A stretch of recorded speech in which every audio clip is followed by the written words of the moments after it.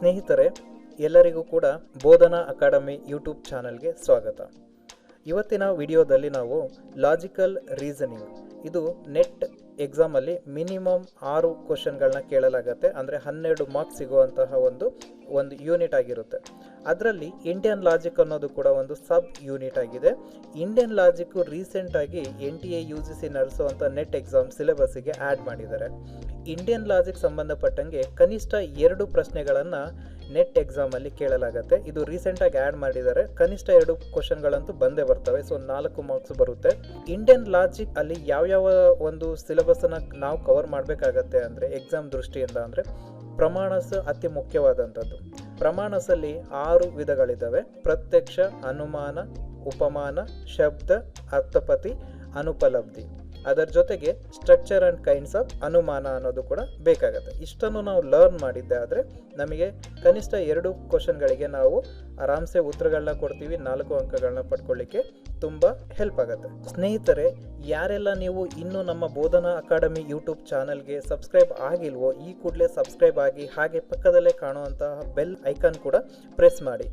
ನೀವು ಹಾಗೆ ಮಾಡೋದ್ರಿಂದ ನಿಮಗೆ ಲೇಟೆಸ್ಟ್ ಅಪ್ಡೇಟ್ಗಳು ಸಿಗ್ತಾ ಹೋಗುತ್ತೆ. ನಮ್ಮ ಹೊಸ ವೀಡಿಯೋಗಳು ನಿಮಗೆ ನೋಟಿಫಿಕೇಷನಲ್ಲಿ ಕಾಣ್ತಾ ಹೋಗುತ್ತೆ. ಹಾಗಾಗಿ ನೀವು ರೀಸನಿಂಗ್ ಆಗ್ಬೋದು, ಅಪ್ಟಿಟ್ಯೂಡ್ ಆಗ್ಬೋದು, ಬೇರೆ ಬೇರೆ ಎಕ್ಸಾಮ್ಗಳಿಗೆ ನೀವು ಪ್ರಿಪೇರ್ ಆಗಲಿಕ್ಕೆ, ಅದರಲ್ಲೂ ಸ್ಪೆಷಲಿ ನೆಟ್ KCET ಎಕ್ಸಾಮ್ಗಳಿಗೆ ತುಂಬಾ ಹೆಲ್ಪ್ ಆಗುವಂತಹ ಟಾಪಿಕ್ಗಳನ್ನ ನಾವು ವೀಡಿಯೋಸ್ಗಳನ್ನ ಅಪ್ಲೋಡ್ ಮಾಡ್ತಾನೆ ಇರ್ತೀವಿ.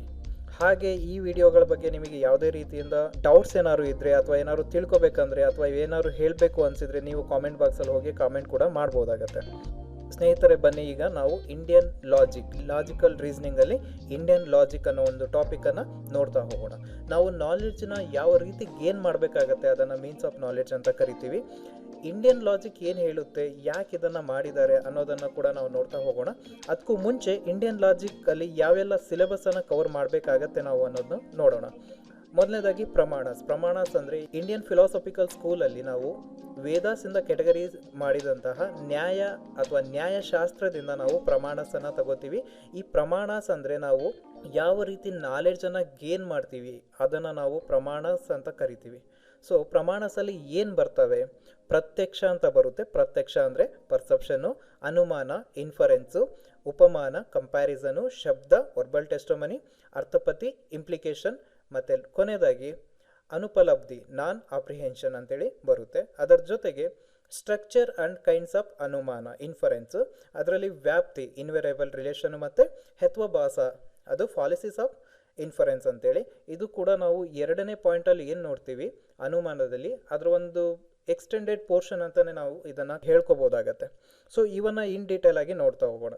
ಬನ್ನಿ ಸ್ನೇಹಿತರೆ, ನಾವು ಒಂದೇ ಸಲ ನಾವು ಪ್ರಮಾಣವನ್ನು ತಿಳ್ಕೊಳ್ಳೋ ಮುಂಚೆ ಪ್ರಮಾಣಸ್ ಎಲ್ಲಿಂದ ಬಂತು, ನಾವು ಯಾವ ರೀತಿ ಅದನ್ನು ಬೈಫರ್ಗೇಟ್ ಮಾಡ್ಕೊಂಡ್ವಿ ಅಥವಾ ಎಲ್ಲಿಂದ ತಗೊಂಡ್ವಿ ಅನ್ನೋದನ್ನು ಸ್ವಲ್ಪ ನೋಡೋಣ. ಅದರಿಂದ ನಮಗೇನಾಗುತ್ತೆ, ಯಾವುದಾದ್ರು ಟಾಪಿಕ್ನ ಬೇರೆ ಗೊತ್ತಾದರೆ ನಮಗೆ ಮುಂದಿನ ಎಲ್ಲವನ್ನು ತಿಳಿತಾ ಹೋಗ್ತೀವಿ. ಆ ಕಾರಣಕ್ಕೆ ಒಂದು ಸ್ವಲ್ಪ ಹಿನ್ನೆಲೆನ ತಿಳ್ಕೊಂಡು ಬರೋಣ. ನಮಗೆ ಗೊತ್ತಿರೋಂಗೆ ಇಂಡಿಯನ್ ಫಿಲಾಸಫಿಕಲ್ ಸ್ಕೂಲ್ ಅಂದರೆ ಹಿಂದಿನ ಭಾರತೀಯ ಪ್ರಾಚೀನ ವಿದ್ಯಾಸಂಸ್ಥೆಗಳೇನಿದ್ದಾವೆ ಅಥವಾ ಗುರುಕುಲಗಳೇನಿದ್ದಾವೆ, ಅಲ್ಲಿ ವೇದ ಉಪನಿಷತ್ಗಳನ್ನ ಕಲಿಸ್ತಾ ಇದ್ರು.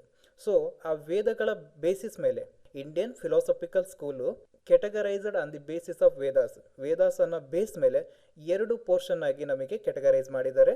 ಒಂದು ಆರ್ಥೋಡಾಕ್ಸ್ ಅಂತ, ಎರಡನೇದಾಗಿ ಹೆಟ್ರೋಡಾಕ್ಸ್ ಅಂತ. ಆರ್ಥೋಡಾಕ್ಸ್ ಅಂತ ಕರೆದ್ರೆ ನಾವು ಆಸ್ತಿಕರು ಅಂತ ಕರಿಬೋದು, ಹೆಟ್ರೋಡಾಕ್ಸ್ ಅಂತ ಹೇಳಿದರೆ ನಾವು ನಾಸ್ತಿಕರು ಅಂತ ಕರಿಬೋದು. ಆರ್ಥೋಡಾಕ್ಸ್ ಅಂತ ಯಾರಿಗೆ ಕರಿತೀವಿ ಅಂದರೆ ವೇದಾಸನ್ನು ಯಾರು ಅಕ್ಸೆಪ್ಟ್ ಮಾಡ್ತಾರೋ, ವೇದಾಸನ್ನು ಯಾರು ಬಿಲೀವ್ ಮಾಡ್ತಾರೋ ಅವರನ್ನು ಆರ್ಥೋಡಾಕ್ಸ್ ಅಂತ ಕರಿತೀವಿ. ಹೆಟ್ರೋಡಾಕ್ಸ್ ಅಂತ ಯಾರನ್ನು ಕರಿತೀವೋ ಅವರು ನಾಸ್ತಿಕರು. ಅವರನ್ನು ಏನಂತ ಕರಿತೀವಿ ಅಂದರೆ ನಾಟ್ ಅಕ್ಸೆಪ್ಟರ್ ಆಫ್ ವೇದಾಸನ್ನು ಯಾರು ಅಕ್ಸೆಪ್ಟ್ ಮಾಡಲ್ಲೋ ಅವರನ್ನು ನಾವು ಹೆಟ್ರೋಡಾಕ್ಸ್ ಅಂತೇಳಿ ಕರಿತೀವಿ. ನೋಡಿ, ಆಸ್ತಿಕರು ಅಂದರೆ ನಿಮಗೆ ಜನರಲ್ ಸೆನ್ಸಲ್ಲೇ ಗೊತ್ತು. ಯಾರು ದೇವರನ್ನು ನಂಬ್ತಾರೋ ಅವರನ್ನು ಆಸ್ತಿಕರು ಅಂತೀವಿ, ಯಾರು ದೇವರಲ್ಲಿ ನಂಬಿಕೆ ಇಲ್ವೋ ಅವರನ್ನು ನಾಸ್ತಿಕರು ಅಂತ ಕರಿತೀವಿ.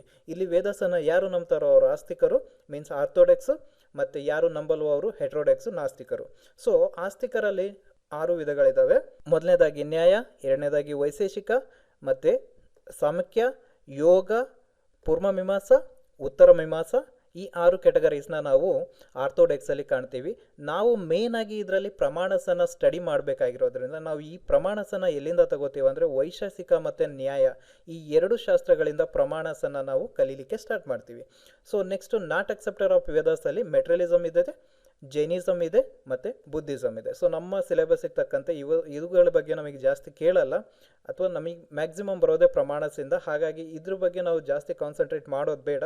ಮುಖ್ಯವಾಗಿ ನಾವು ಮಾಡಬೇಕಾಗಿರೋದು ನ್ಯಾಯ ಮತ್ತು ವೈಶೇಷಿಕ. ಅದರಲ್ಲಿ ನ್ಯಾಯದಿಂದ ನಾವು ಪ್ರಮಾಣಸನ್ನು ಲರ್ನ್ ಮಾಡ್ತಾ ಹೋಗೋಣ. ಸ್ನೇಹಿತರೆ, ಅದಕ್ಕೂ ಮುಂಚೆ theory of knowledge, there will be 4 constituents. Theory of knowledge ಯಾವ ರೀತಿ ನಾವು ಗೇನ್ ಮಾಡ್ಕೊಂಡ್ವಿ ಅಥವಾ ಯಾವ ಒಂದು ವಿಧಗಳನ್ನ ನಾವು ನೋಡ್ಬೋದಾಗತ್ತೆ, ಕಾನ್ಸ್ಟಿಟ್ಯೂಯೆಂಟ್ಸನ್ನು ನೋಡ್ಬೋದಾಗತ್ತೆ ಅಂದರೆ, ಮೊದಲನೇದಾಗಿ ದ ನೋಯರ್ ಅಂದರೆ ನಾವು ಎಲ್ಲ ಬಲ್ಲವನಿಗೆ ದೇವ್ರಂತ ಕರಿತೀವಿ. ಸೊ ನೋಯರ್ ಮೀನ್ಸ್ ನಾವು ಕೂಡ ಸ್ವಲ್ಪ ಲರ್ನ್ ಮಾಡ್ತಾ ಹೋಗ್ತೀವಿ. ಅದನ್ನು ನೋಯರ್ ಯಾವಾಗ ನಾವು ತಿಳ್ಕೊಂಡು ಆಗಿರುತ್ತೋ ಆವಾಗ ನಮಗೆ ನೋವರ್ ಅಂತ ಹೇಳಲಿಕ್ಕೆ ಸಾಧ್ಯ ಆಗುತ್ತೆ. ಅದನ್ನು ನಾವು ಏನಂತ ಕರಿತೀವಿ, ಪ್ರಮಾತ ಅಂತ ಕರಿತೀವಿ. ಸೆಕೆಂಡ್ ಥಿಂಗ್, ಪ್ರಮೇಯ ಅಂದರೆ ದ ನೋವೆಬಲ್, ಅಂದರೆ ಯಾರು ಅರಿವನ್ನು ತಗೊಳ್ಳಿಕ್ಕೆ ಹೋಗ್ತಾ ಇರ್ತಾರೋ ಅವರನ್ನು ನಾವು ನೋವೆಬಲ್ ಅಂತ ಕರಿತೀವಿ. ನಾವು ಕಾಮರ್ಸ್ ಓದಿದರೆ ಅವ್ರಿಗೆ ಗೊತ್ತಾಗುತ್ತೆ ಪೇಯಬಲ್ಲು ಮತ್ತು ರಿಸೀವಬಲ್. ಪೇಯಬಲ್ ಅಂದರೆ ಕೊಡತಕ್ಕಂಥವು ಮತ್ತು ರಿಸೀವಬಲ್ ಅಂದರೆ ಇಸ್ಕೊಳ್ಬೇಕಾಗಿರುವಂಥವು ಅಂತ. ಇಲ್ಲಿ ನೋವೆಬಲ್ ಅಂದರೆ ಅರಿಯತಕ್ಕಂಥವನು ಅಥವಾ ಅರಿಯುವವನು ಅಂತ ಹೇಳ್ಬೋದು. ಪ್ರಮಾಣ ಅಂತ ಹೇಳಿದರೆ, ನಮ್ಮ ಮೇನ್ ಟಾಪಿಕ್ ಪ್ರಮಾಣ ಅಂತ ಹೇಳಿದರೆ ದ ಪ್ರೋಸೆಸ್ ಆಫ್ ನೋಯಿಂಗ್ ಅಂತ ಹೇಳ್ತೀವಿ. ಯಾವೆಲ್ಲ ಪ್ರೋಸೆಸ್ಸಲ್ಲಿ ನಾವು ಲರ್ನ್ ಮಾಡ್ತೀವೋ, ಜ್ಞಾನಾರ್ಜನೆ ಮಾಡ್ಕೋತೀವೋ ಅದನ್ನು ನಾವು ಪ್ರೋಸೆಸ್ ಆಫ್ ನೋಯಿಂಗ್ ಅಂತ ಕರಿತೀವಿ. ನೆಕ್ಸ್ಟ್ ಪ್ರಮೀತಿ ಅಂದರೆ the knowledge acquired by the ಪ್ರಮಾಣ, ಅಂದರೆ ಯಾವೆಲ್ಲ ಪ್ರೋಸೆಸ್ಸಿಂದ ನಾವು ನಾಲೆಡ್ಜ್ನ ಅಕ್ವೈರ್ ಮಾಡ್ಕೋತೀವೋ, ಅಂದರೆ ಪ್ರಮಾಣದಿಂದ ನಾವು ನಾಲೆಡ್ಜ್ನ ಅಕ್ವೈರ್ ಮಾಡ್ಕೋತೀವೋ ಅದನ್ನು ನಾವು ಪ್ರಮೀತಿ ಅಂತ ಕರಿತೀವಿ. ಈ ಟರ್ಮಿನಾಲಜೀಸನ್ನು ನೀವು ಆದಷ್ಟು ನೆನ್ಪಿಟ್ಕೊಳ್ಳಿ. ಈ ಬೇಸಿಸ್ ಮೇಲೆ ನಿಮಗೆ ಕ್ವಶನ್ಸನ್ನು ಕೇಳಲಾಗತ್ತೆ. ಇಲ್ಲಿ ನೋಡಿ, how to acquire means of knowledge. ಪ್ರಮಾಣ ಅಂದ್ರೇನು, ಮೀನ್ಸ್ ಆಫ್ ನಾಲೆಡ್ಜ್. ಓಕೆ, ಪ್ರಮಾಣ ಅಂದರೆ means of knowledge. How to acquire the ನಾಲೆಡ್ಜ್ನ ಹೇಗೆ ತಗೋತೀವಿ? 2 ಟೈಪ್ಸ್ ಇದೆ. ಒಂದು ವ್ಯಾಲಿಡ್ ಸೋರ್ಸಿಂದ, ಎರಡನೇದು ಇನ್ವ್ಯಾಲಿಡ್ ಸೋರ್ಸಿಂದ. ಪ್ರಮಾ ಅಂದರೆ ವ್ಯಾಲಿಡ್ ಸೋರ್ಸ್, ಅಪ್ರಮ ಅಂದರೆ ಇನ್ವ್ಯಾಲಿಡ್ ಸೋರ್ಸ್. ಈ ವ್ಯಾಲಿಡ್ ಸೋರ್ಸಿಂದ ನಮಗೆ ಯಾವ ರೀತಿ ನಾಲೆಡ್ಜ್ನ ಗೇನ್ ಮಾಡ್ತೀವೋ ಅದನ್ನು ನಾವು ಪ್ರಮಾ ಅಂತ ಕರಿತೀವಿ. ಇನ್ವ್ಯಾಲಿಡ್ ಸೋರ್ಸಿಂದ ನಾವು ಏನು ನಾಲೆಡ್ಜನ್ನು ಗೇನ್ ಮಾಡ್ತೀವೋ ಅದನ್ನು ನಾವು ಅಪ್ರಮ ಅಂತ ಕರಿತೀವಿ. ಈ ವರ್ಡ್ಸನ್ನು ಕೂಡ ನೆನ್ಪಿಟ್ಕೊಳ್ಳಿ, ಪ್ರಮ ಮತ್ತು ಅಪ್ರಮ. ಈ ಬೇಸಿಸ್ ಮೇಲೂ ಕೂಡ ನಿಮಗೆ ಕ್ವಶನನ್ನು ಕೇಳಲಾಗುತ್ತೆ ನೆಟ್ ಎಕ್ಸಾಮಲ್ಲಿ. ಮೊದಲನೇದಾಗಿ ಪ್ರತ್ಯಕ್ಷ ಅಂದರೆ ಪರ್ಸೆಪ್ಷನು. ನೆಕ್ಸ್ಟು ಅನುಮಾನ, ಇನ್ಫರೆನ್ಸು. ಉಪಮಾನ, ಕಂಪ್ಯಾರಿಸನು. ಶಬ್ದ, ವರ್ಬಲ್ ಟೆಸ್ಟಮನಿ. ನೆಕ್ಸ್ಟು ಅರ್ಥಪತಿ. ನೆಕ್ಸ್ಟು ಅನುಪಲಬ್ಧಿ. ಅರ್ಥಪತಿ ಅಂದರೆ ಇಂಪ್ಲಿಕೇಶನ್, ಅನುಪಲಬ್ಧಿ ಅಂದರೆ ನಾನ್ ಅಪ್ರಿಹೆನ್ಸಿವ್. ಇನ್ವ್ಯಾಲಿಡ್ ಸೋರ್ಸಲ್ಲಿ ಮತ್ತೆ ನಮಗೆ 6 ಪಾರ್ಟ್ಗಳಿದೆ, ಬಟ್ ನಮಗೆ ಮುಖ್ಯವಾಗಿ ಬೇಕಾಗಿರೋದು ಅರ್ಥಪತಿ ಮತ್ತು ಅನುಪಲಬ್ಧಿ. ಇನ್ನೂ ಉಳಿದಿದ್ದು ಮೆಮೊರಿ ಇದೆ, ಡೌಟ್ ಇದೆ, ಎರರ್ ಇದೆ, ಹೈಪೋಥೆಟಿಕಲ್ ರೀಸನಿಂಗ್ ಕೂಡ ಇರುತ್ತೆ.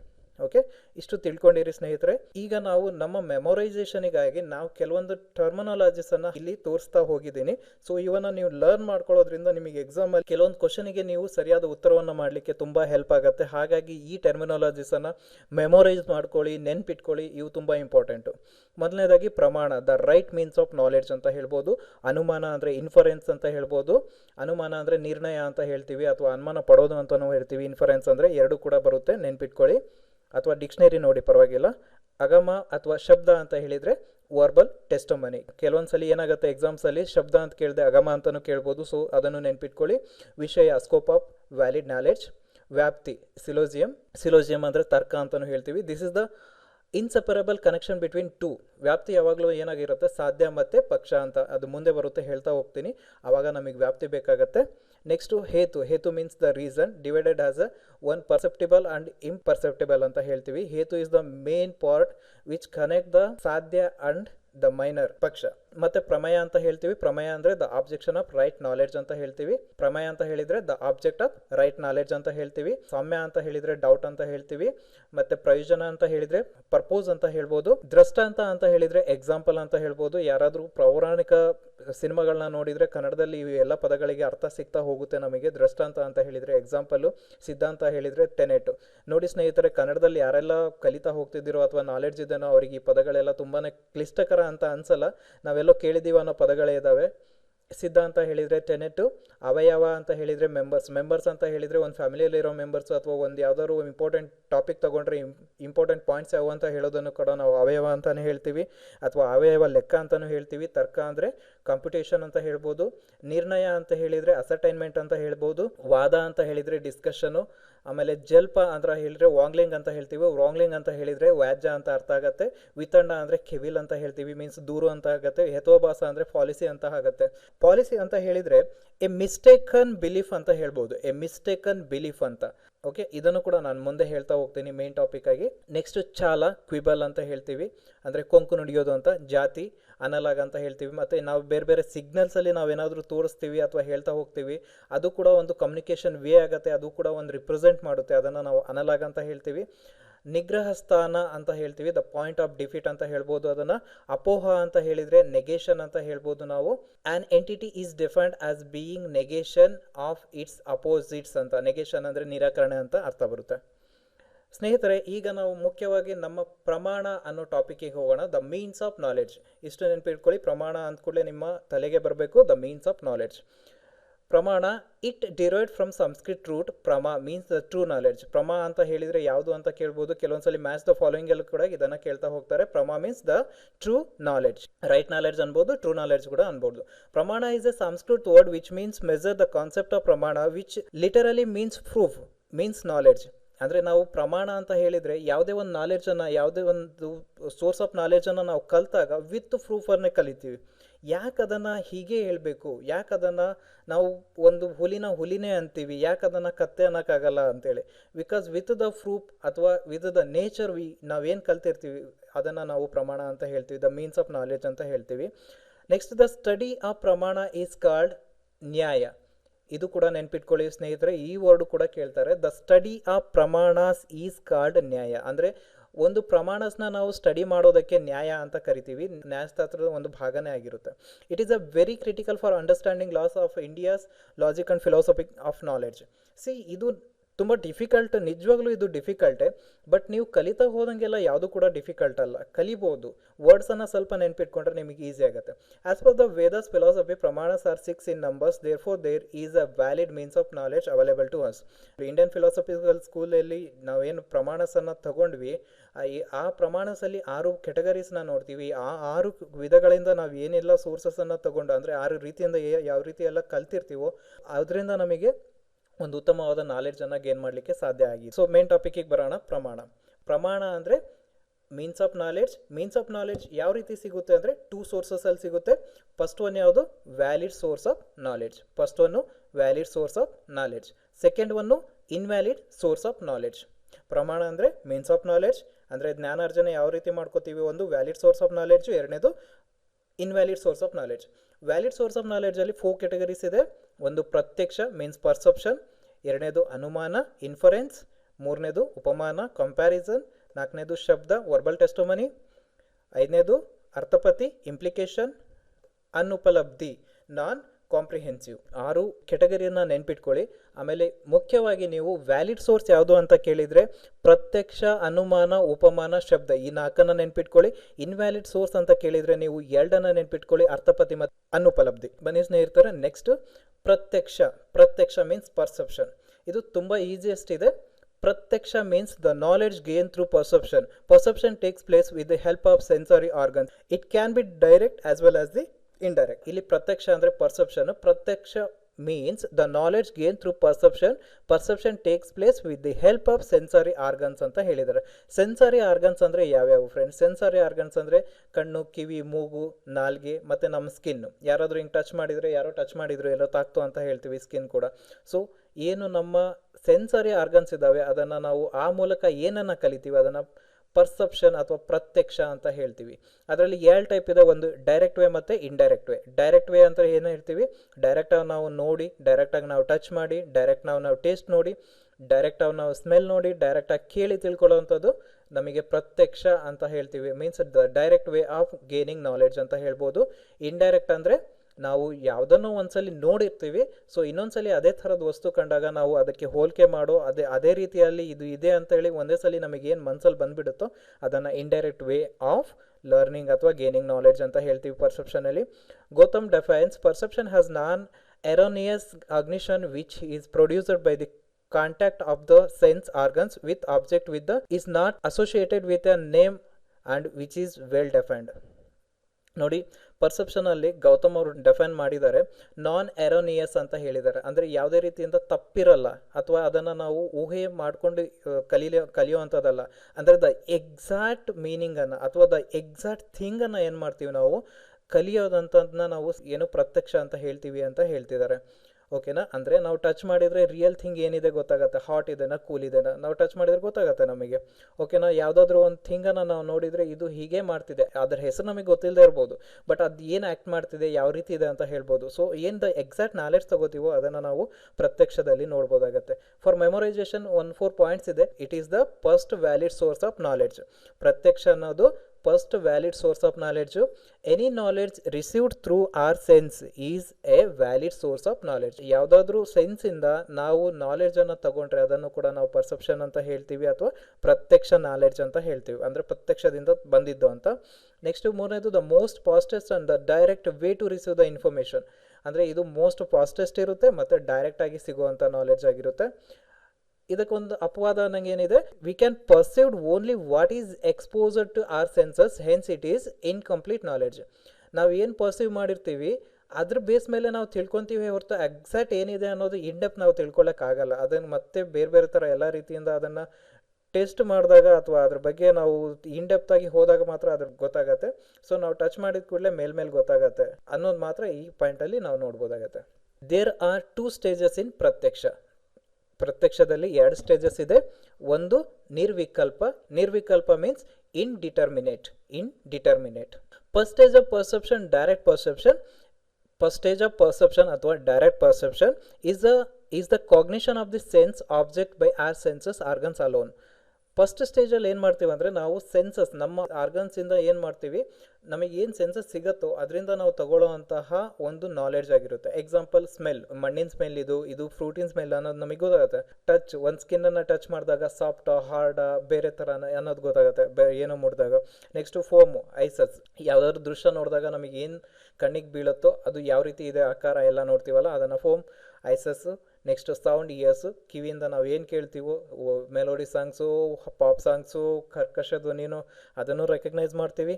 ಟೇಸ್ಟು, ಸೊ ನಾಲ್ಗೆಯಿಂದ ನಾವು ಟೇಸ್ಟನ್ನು ರೆಕಗ್ನೈಸ್ ಮಾಡ್ತೀವಿ. ಸೊ ಅದು ಕೂಡ ಒಂದು ಆರ್ಗನ್, ಅದು ಕೂಡ ಒಂದು ಸೆನ್ಸನ್ನು ಕೊಡುತ್ತೆ ನಮಗೆ ಟೇಸ್ಟಿಂದು. ಹಾಗಾಗಿ ನಾವು ಅದರಿಂದನೂ ನಾಲೆಡ್ಜನ್ನು ತಗೋತೀವಿ. Knowledge take place when the object of knowledge comes in direct. ಇವೆಲ್ಲವಿಂದ ಬರುವಂಥ ನಾಲೆಡ್ಜಿಗೆ ನಾವೇನಂತೀವಿ, the direct source of knowledge ಅಂತೀವಿ. Contact with object of sense direct sensory perception is also refer to as ಅನುಭವ. ಅಂದರೆ ಇವುಗಳಿಂದ ಏನು ಬಂದಿತ್ತೋ ಆ ಅನುಭವಗಳನ್ನ ಏನು ಇಟ್ಕೋತೀವೋ ಅದನ್ನು ಕೂಡ ನಾವು ಅನುಭವ ಅಂತ ಕರಿತೀವಿ, ಮೀನ್ಸ್ ದ ಎಕ್ಸ್ಪೀರಿಯನ್ಸ್. ಸೆಕೆಂಡು ಸವಿಕಲ್ಪ. ಫಸ್ಟ್ನೇದು ನಿರ್ವಿಕಲ್ಪ, ಎರಡನೇದು ಸವಿಕಲ್ಪ. ಸವಿಕಲ್ಪ ಅಂದರೆ ಡಿಟರ್ಮಿನೇಟ್ ಅಂತ ಅರ್ಥ ಆಗುತ್ತೆ. The second stage of perception or the indirect perception creates knowledge based on the memory, means the ಸ್ಮೃತಿ ಅಂತ ಹೇಳ್ತೀವಿ.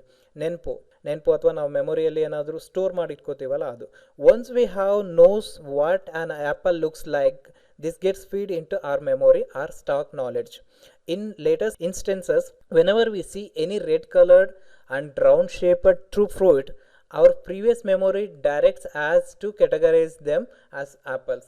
ನೋಡಿ, ಈ ಎಕ್ಸಾಂಪಲ್ ಹೇಳ್ತಾರೆ, ಒಂದು ಸಲ ನಾವು ಏನು ಮಾಡ್ತೀವಿ, ಏನನ್ನೋ ನೋಡಿಬಿಟ್ಟು ಎಕ್ಸಾಂಪಲ್ ಒಂದು ಆ್ಯಪಲ್ನೋ ಅಥವಾ ಇನ್ನೊಂದೇನೋ ರೌಂಡ್ ಶೇಪ್, ಆಪಲ್ ಹೇಗಿರುತ್ತೆ ಒಂದು ರೆಡ್ ಕಲರಲ್ಲಿ ರೌಂಡ್ ಶೇಪಲ್ಲಿ, ಆಮೇಲೆ ನೀಟಾಗಿ ಒಂದು ಶೈನಿ ಕಲರಲ್ಲಿ ಇರುತ್ತೆ ಅಂದ್ಕೊಳ್ಳಿ. ಅದನ್ನು ನಾನು ನೆಕ್ಸ್ಟ್ ಟೈಮ್ ಯಾವುದೋ ಫ್ರೂಟು ಸೇಮ್ ಟು ಸೇಮ್ ಅಂತ ನೋಡಿದಾಗ ಅಥವಾ ಅದೇ ಥರ ನೋಡಿದಾಗ ನಾವು ಇದು ಆಪಲೇ ಅಲ್ವಾ ಅನ್ನೋದು ನಮಗೆ ಭಾಸವಾಗತ್ತೆ. ಸೊ ಆ ಒಂದು ನಾಲೆಡ್ಜನ್ನು ಕೊಡೋದು ಸವಿಕಲ್ಪ ಅಂತೇಳಿ. ಅಂದರೆ ಡಿಟರ್ಮಿನೇಟ್, ಆಲ್ರೆಡಿ ನಮಗೆ ಅದ್ರ ಬಗ್ಗೆ ಒಂದು ಸಣ್ಣ ನಾಲೆಡ್ಜ್ ಇರುತ್ತೆ, ಎಲ್ಲೋ ಒಂದು ಕಡೆ ನೋಡಿರ್ತೀವಿ ಫಸ್ಟ್ ಸೋರ್ಸಲ್ಲಿ. ಸೊ ಅದ್ರ ಬೇಸ್ ಮೇಲೆ ನಾವು ಯಾವುದೋ ಒಂದು ಹಣ್ಣನ್ನು ಅದೇ ಥರ ಪದಾರ್ಥನ ನೋಡಿದಾಗ ಇದು ಆಪಲ್ ಅಂತ ನಾವೇನು ಕೆಟಗರೈಸ್ ಮಾಡ್ತೀವೋ ಆ ಒಂದು ನಾಲೆಡ್ಜನ್ನು ನಾವು ಆ ರೀತಿ ಗೇನ್ ಮಾಡುವಂಥ ನಾಲೆಡ್ಜನ್ನು ಸವಿಕಲ್ಪ ನಾಲೆಡ್ಜ್ ಅಂತ ಕರಿತೀವಿ. ಅದರಲ್ಲಿ 2 ಕೈಂಡ್ಸನ್ನು ನೋಡ್ಬೋದು. ಪ್ರತ್ಯಕ್ಷದಲ್ಲಿ ದೇರ್ ವಿಲ್ ಬಿ 2 ಕೈಂಡ್ಸ್. ಒಂದೇದು ಲೌಕಿಕ, ನಾವು ಆಗಲೇ ನೋಡಿದ್ದು ಸ್ಟೇಜಸ್ಸು ನಿರ್ವಿಕಲ್ಪ, ಸವಿಕಲ್ಪ. ಈಗ ನಾವು ನೋಡ್ತಿರೋದು 2 ಕೈಂಡ್ಸ್ ಆಫ್ ಪ್ರತ್ಯಕ್ಷ. ಪ್ರತ್ಯಕ್ಷದಲ್ಲಿ ಲೌಕಿಕ, ಆರ್ಡಿನರಿ, ಸಾಧಾರಣ. ಅಂದರೆ ಲೌಕಿಕದಲ್ಲಿ ಆರ್ಡಿನರಿ ಅಥವಾ ಸಾಧಾರಣ ಅಂತ ಹೇಳ್ತೀವಿ, ಅಲೌಕಿಕದಲ್ಲಿ ನಾವು ಅಸಾಧಾರಣ ಅಂತ ಹೇಳ್ತೀವಿ. 2 kinds of perception. First one ಲೌಕಿಕ್, ಸೆಕೆಂಡ್ ಒನ್ ಅಲೌಕಿಕ. ಲೌಕಿಕ ಅಂದರೆ ಸಾಧಾರಣ ಅಥವಾ ordinary. Having direct interaction of worldly with our senses external. ನಾವು ಲೌಕಿಕದಲ್ಲಿ ಏನು ಮಾಡ್ತೀವಿ ಅಂದರೆ ಆರ್ಡಿನರಿಲಿ ಎಲ್ಲರಿಗೂ ಸಿಗುವಂಥ ನಾಲೆಡ್ಜ್ ಅದು ಯಾವ್ದು ಸಿಗುತ್ತೆ ಅವನ್ನು ನಾವು ಲೌಕಿಕ ಅಂತ ಹೇಳ್ತೀವಿ. ಲೌಕಿಕದಲ್ಲಿ ಏನಾಗುತ್ತೆ, ರಿಯಲ್ ಥಿಂಗ್ಸನ್ನು ನಾವು ನೋಡ್ತೀವಿ, ವಿಜುವಲ್, ದೃಶ್ಯ, ನಾವು ಕಣ್ಣಿಂದ ನೋಡ್ತೀವಿ. ಆಲ್ಫ್ಯಾಕ್ಟರಿ ನೋಸ್, ಆಲ್ಫ್ಯಾಕ್ಟರಿ ಅಂದರೆ ಗ್ರಹಣಿಸ್ತೀವಿ ನಾವು ಏನು ಯಾವ ಸ್ಮೆಲ್ ಯಾವ ಥರ ಬರ್ತಾ ಇದೆ ಅನ್ನೋದನ್ನ ಒಂದು ನೆನ್ಪಿಟ್ಕೋತಾ ಈ ಸ್ಮೆಲ್ ಸ್ವೀಟಿಂದ ಈ ಸ್ಮೆಲ್ ಬರುತ್ತೆ, ಫ್ರೂಟಿಂದ ಈ ಸ್ಮೆಲ್ ಬರುತ್ತೆ ಅಂತ ನಾವು ನೋಡ್ತಾ ಹೋಗ್ತೀವಿ. ಆಡಿಟೋರಿಯಾ ಅಂತ ಹೇಳಿದರೆ ಶ್ರವಣಾಂದ್ರಿಯ ಅಂತ ಹೇಳ್ತೀವಿ. ಆಮೇಲೆ ಟ್ಯಾಕ್ಟೈಲ್ ಅಂತ ಹೇಳಿದರೆ ನಾವು ಸ್ಪರ್ಶ ಅಂತ ಹೇಳ್ತೀವಿ, ಸ್ಪರ್ಶದಿಂದ ಏನೆಲ್ಲ ಸಿಗುತ್ತೆ ಅದು. ಟೇಸ್ಟ್ ಅಂತ ಹೇಳಿದರೆ ರುಚಿಯ ಅನುಭವಗಳನ್ನ ನಾವು ಪಡಿತಾ ಹೋಗ್ತೀವಿ. ಇವುಗಳಿಂದ ನಮಗೆ ಸಿಗುವಂಥ ನಾಲೆಡ್ಜಿಗೆ ನಾವು ಏನಂತೀವಿ, ಆರ್ಡಿನರಿ ಅಥವಾ ಸಾಧಾರಣ, ಅದನ್ನು ಲೌಕಿಕ ಅಂತ ಕರಿತೀವಿ. Internal or inner sense cognitive perception feeling ಅಂತಲೂ ಹೇಳ್ಬೋದು. ನೆಕ್ಸ್ಟು ಅಲೌಕಿಕ, ಎಕ್ಸ್ಟ್ರಾ ಆರ್ಡಿನರಿ, ಅಸಾಧಾರಣ ಜ್ಞಾನವನ್ನು ಪಡೆಯೋದಕ್ಕೆ ನಾವು ಅಲೌಕಿಕ, ಎಕ್ಸ್ಟ್ರಾ ಆರ್ಡಿನರಿ ಅಥವಾ ಅಸಾಧಾರಣ ಅಂತೇಳಿ ಕರಿತೀವಿ. ಬಿಹೈಂಡ್ ದ ಡೈರೆಕ್ಟ್ ಕಾಂಟ್ಯಾಕ್ಟ್ ಅಂದರೆ ಇದು ಡೈರೆಕ್ಟ್ ಕಾಂಟ್ಯಾಕ್ಟ್ ಇರಲ್ಲ, ಬಿಹೈಂಡ್ ದ ಡೈರೆಕ್ಟ್ ಕಾಂಟ್ಯಾಕ್ಟ್ ಇರುತ್ತೆ. ಸಾಮಾನ್ಯ ಲಕ್ಷ್ಯ, ಸಾಮಾನ್ಯ ಲಕ್ಷ್ಯ ಅಂದರೆ ಕಾಮನ್ ಸೆನ್ಸ್. ಜ್ಞಾನ ಲಕ್ಷ್ಯ ಅಂತ ಹೇಳ್ತೀವಿ. ಜ್ಞಾನ ಅಂದರೆ ತುಂಬಾ ಓದಿ, ಬುಕ್ಸ್ಗಳನ್ನ ಓದಿ, ಅಂದರೆ ವರ್ಬಲ್ ಟೆಸ್ಟೋಮನಿ ಏನಿದೆ, ವೇದ ಉಪನಿಷತ್ಗಳನ್ನ ಓದಿ, ತುಂಬ ಬುಕ್ಸನ್ನು ಓದಿ, ಈಗಿನ ಕಾಲಕ್ಕಂದರೆ ಭಾಳಷ್ಟು ನ್ಯೂಸ್ ಪೇಪರ್ಗಳಿದೆ, ಭಾಳಷ್ಟು ಬುಕ್ಸ್ಗಳಿದೆ, ಎಲ್ಲವನ್ನು ಓದಿ ಏನು ಜ್ಞಾನವನ್ನು ಸಂಪಾದನೆ ಮಾಡ್ಕೋತಿದ್ದಾನೋ ಆ ಒಂದು ಜ್ಞಾನದ ಮೇಲೆ ಅವನು ಬೇರೆ ಬೇರೆ ಲಕ್ಷ್ಯಗಳನ್ನ ಕೊಡ್ತಾನೆ. ಇದನ್ನು ಹಿಂಗೇ ನಡ್ಕೋಬೇಕು, ಹಿಂಗೇ ಮಾಡಬೇಕು, ಹೀಗೆ ಇರಬೇಕು ಅನ್ನೋ ಒಂದು ಜ್ಞಾನ ಇರುತ್ತೆ. ಆ ಒಂದು ಲಕ್ಷ್ಯಗಳನ್ನ ಇಟ್ಕೊಂಡಿರ್ತಾನೆ ಅವನು. ಎಲ್ಲಿ ಹೇಗೆ ಇರಬೇಕು, ಯಾವ ರೀತಿ ನಡ್ಕೋಬೇಕು, ಯಾವ ರೀತಿ ಗ್ರಹಿಸಬೇಕು ಎಲ್ಲವನ್ನು ತಿಳ್ಕೊಂಡಿದ್ದಕ್ಕೆ ನಾವು ಜ್ಞಾನ ಲಕ್ಷ್ಯ ಅಂತ ಕರಿತೀವಿ. ಯೋಗಜ ಅಂತ ಹೇಳ್ತೀವಿ. ಯೋಗಜ ಅಂದರೆ ಇವು ತತ್ಪುರುಷರು ಅಂತ ಹೇಳ್ಬೋದು. ಇವರನ್ನು ನಾವು ಯಾರಾದರೂ ತಪಸ್ವಿಗಳು ಅಥವಾ ಯಾರಾದರೂ ಯೋಗಗಳನ್ನ ಮಾಡಿಬಿಟ್ಟು ಕೆಲವೊಂದು ಶಕ್ತಿಗಳನ್ನ ಪಡ್ಕೊಂಡಿರ್ತಾರೆ. ಅವರು ಪಾಸ್ಟು, ಫ್ಯೂಚರು, ಪ್ರೆಸೆಂಟ್ ಎಲ್ಲವನ್ನು ಕೂಡ ಹೇಳ್ತಾ ಇರ್ತಾರೆ. ಮನೋನಿಗ್ರಹವನ್ನು ಮಾಡ್ಕೊಂಡು ಹೇಳ್ತಾ ಇರ್ತಾರೆ. ಇವರನ್ನು ಯೋಗಜ ಅಂತ ಹೇಳ್ತೀವಿ. ಅಂದರೆ ಸಿಕ್ಸ್ ಸೆನ್ಸ್ ಅಂತಲೂ ಹೇಳ್ಬೋದು ಇವರನ್ನು. ಜ್ಞಾನದಲ್ಲಿ ಏನಾಗುತ್ತೆ, ನಾವು ತಿಳ್ಕೊಡ್ತೀವಿ, ಪಾಸ್ಟು ಪ್ರೆಸೆಂಟು ಫ್ಯೂಚರ್ನ ತಿಳ್ಕೊತೀವಿ. ಅದು ತಿಳ್ಕೊಂಡು ಅದ್ರ ಬೇಸ್ ಮೇಲೆ ನಾವು ಲಕ್ಷ್ಯಗಳನ್ನ ಮೀನ್ಸ್ ಆ ಲಕ್ಷ್ಯದಿಂದ ನಾವು ಜ್ಞಾನಾರ್ಜನೆ ಮಾಡ್ಕೋತೀವಿ. ಯೋಗಜದಲ್ಲಿ ಏನು ಮಾಡ್ತೀವಿ, ಒಂದು ಮೆಡಿಟೇಷನಿಂದ ನಾವು ಏನು ಮಾಡ್ತೀವಿ, ಲರ್ನ್ ಮಾಡ್ತೀವಿ ಅಥವಾ ಜ್ಞಾನಾರ್ಜನೆ ಮಾಡ್ಕೋತೀವಿ. ಅದನ್ನು ನಾವು ಯೋಗಜ ಅಂತೀವಿ. ಈ ಮೂರಕ್ಕೆ ನಾವೇನಂತೀವಿ, ಅಲೌಕಿಕ, ಎಕ್ಸ್ಟ್ರಾಆರ್ಡಿನರಿ ಅಥವಾ ಅಸಾಧಾರಣ ನಾಲೆಡ್ಜ್ ಅಂತ ಹೇಳ್ಬೋದು. ಸ್ನೇಹಿತರೆ, ಪ್ರಮಾಣದಲ್ಲಿ ಎರಡನೇ ವ್ಯಾಲಿಡ್ ಸೋರ್ಸ್ ಆಫ್ ನಾಲೆಡ್ಜು ಅನುಮಾನ, ಇನ್ಫರೆನ್ಸ್ ಅಂದರೆ ನಿರ್ಣಯ ಅಂತಲೂ ಹೇಳ್ತೀವಿ ಅಥವಾ ಅನುಮಾನ ಪಡೋದು ಅಂತಲೂ ಕೂಡ ಹೇಳ್ತೀವಿ. ಸೊ ಎರಡೂ ಮೀನಿಂಗ್ ಬರುತ್ತೆ, ಬಟ್ ನಮಗೆ ನಿರ್ಣಯ ಅಂತಲೇ ಇಲ್ಲಿ ತಗೊಳ್ಳೋಣ. The knowledge that cannot be gained through sense organs becomes the object of inference ಅಂತೇಳಿ ಹೇಳ್ತಾರೆ. ಅಂದರೆ ಸೆನ್ಸ್ ಆರ್ಗನ್ಸಿಂದ ಬಿಟ್ಟು ನಮಗೆ ಬೇರೆ ಥರ ನಾಲೆಡ್ಜ್ ಏನು ಸಿಗುತ್ತೋ ಅದನ್ನು ನಾವು ಏನು ಮಾಡ್ತೀವಿ, ಅನುಮಾನ ಅಂತ ಹೇಳ್ತೀವಿ. ಇಲ್ಲೊಂದು ಸಿಂಪಲ್ ವರ್ಡನ್ನು ಹೇಳಿದ್ದಾನೆ, we infer knowledge what we don't see from what we can see. ನಾವು ಏನನ್ನು ನೋಡ್ತೀವೋ ಅದರಿಂದ ನಾವು ಏನನ್ನು ನೋಡಲ್ವೋ ಅದನ್ನು ಡಿಫೈನ್ ಮಾಡೋದು ಅಂತ. ಇದನ್ನು ಅನುಮಾನ ಅಂತ ನಾವು ಕರಿತೀವಿ. ನಾವು ಇನ್ನೂ ಡೆಪ್ತಾಗಿ ಹೇಳೋದಾದರೆ ಇನ್ನೊಂದು ಎರಡು ಮೀನಿಂಗ್ಸ್ ಇದೆ. ನೀವು ತಿಳ್ಕೊಂಡ್ರೆ ನೀವು ಅನುಮಾನ ಅಂದರೆ ಏನು ಅನ್ನೋದು ಎಕ್ಸಾಕ್ಟ್ಲಿ ಗೊತ್ತಾಗುತ್ತೆ. ಇಟ್ ಡೆಫೈನ್ಸ್ ಆಸ್ ದಟ್ ಕಾಗ್ನಿಷನ್ ಅಂದರೆ ಜ್ಞಾನಾರ್ಜನೆ ಅಂತ.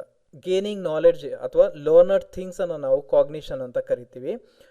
It is defined as that cognition which presupposes some other cognition. Presupposes ಅಂದರೆ ಗ್ರಹಿಕೆ ಅಥವಾ ಕಲ್ಪನೆ ಅಂತ ನಾವು ಹೇಳ್ಬೋದು. ಪ್ರೀಸಪೋಸಸ್ ಅದರ್ ಕಾಗ್ನಿಷನ್ ಅಂತ ಅಂದರೆ ನಾವು ಆಲ್ರೆಡಿ ಏನೋ ಒಂದು ಲರ್ನ್ ಮಾಡಿರ್ತೀವಿ, ಏನೋ ಒಂದು ತಿಳ್ಕೊಂಡಿರ್ತೀವಿ. ಆ ಒಂದು ನಾಲೆಡ್ಜ್ ಬೇಸ್ ಮೇಲೆ ನಾವೇನು ಮಾಡ್ತೀವಿ, ಸಪೋಸ್ ಏನು ಇರ್ಬೋದು ಅನ್ನೋದನ್ನ ನಾವು ಊಹೆ ಮಾಡಿಕೊಂಡು ಅಥವಾ ರೈಟ್ ವೇಯಲ್ಲಿ, ರೈಟ್ ನಾಲೆಡ್ಜಲ್ಲಿ ನಾವು ಅದನ್ನು ಡಿಟರ್ಮೈನ್ ಮಾಡ್ತೀವಿ. ಅದನ್ನು ನಾವೇನಂತೀವಿ, ಅನುಮಾನ ಅಂತ ಕರಿತೀವಿ. ಇನ್ನೂ ಒಂದು ವರ್ಡ್ ಇದೆ ಸ್ನೇಹಿತರೆ, ಅದನ್ನು ತಿಳ್ಕೊಂಡ್ರೆ ಇನ್ನೂ ಕ್ಲಿಯರ್ ಆಗುತ್ತೆ. ದ ಮಿಡಲ್ ಟರ್ಮ್ ಲಿಂಗ ಆರ್ ಹೇತು which is invariably connected with the major term ಸಾಧ್ಯ. ಇಟ್ ಈಸ್ ನಾಲೆಡ್ಜ್ ಮನ which arises after means Anu, which means after knowledge. The middle term ಲಿಂಗ ಅಥವಾ ಹೇತು, ನಾನು ಆವಾಗಲೇ ಟರ್ಮೊಲಾಜಿಸಲ್ಲಿ ಹೇಳಬೇಕಾದ್ರೆ ಹೇಳಿದೆ, ಹೇತು ಮೀನ್ಸ್ ದ ರೀಸನ್, ಲಿಂಗ ಅಥವಾ ಹೇತು ಅಂದರೆ ರೀಸನ್ ಅಂತ ಹೇಳ್ತೀವಿ ಅಥವಾ ಸೇತುವೆ ಅಂತ ಹೇಳ್ತೀವಿ. ಸಾಧ್ಯ ಮತ್ತು ಪಕ್ಷ ಎರಡರ ನಡುವೆ ಬಂದುಬಿಟ್ಟು ಅದು ಎರಡಕ್ಕೂ ಅರ್ಥವನ್ನು ಕಲ್ಪಿಸುವಂಥ ಕೆಲಸವನ್ನು ಈ ಲಿಂಗ ಅಥವಾ ಹೇತು ಮಾಡುತ್ತೆ. ಇಲ್ಲಿ ಹೇಳಿದ್ದಾರೆ ಇನ್ವೇರಿಯಬಲಿ ಅಂದರೆ ಏಕರೂಪದಲ್ಲಿ, connected with the major term ಸಾಧ್ಯ, ನಾಲೆಡ್ಜ್ ಮನ ಮೀನ್ಸ್ ಆ ಸಾಧ್ಯ ಮತ್ತು ಸಾಧ್ಯದಿಂದ ನಮಗೆ ಏನಾಗುತ್ತೆ, ಒಂದು ನಾಲೆಡ್ಜ್ ಬರುತ್ತೆ. Which arises after Anu means after ಅಂತ ಅರ್ಥ. So which means after knowledge. ಅನುಮಾನ ಅಂದರೆ ಇನ್ನೊಂದ್ಸಲಿ ತಿಳ್ಕೊಳ್ಳಿ ಫ್ರೆಂಡ್ಸ್, ಅನುಮಾನ means which is the second valid source of knowledge, which means after knowledge.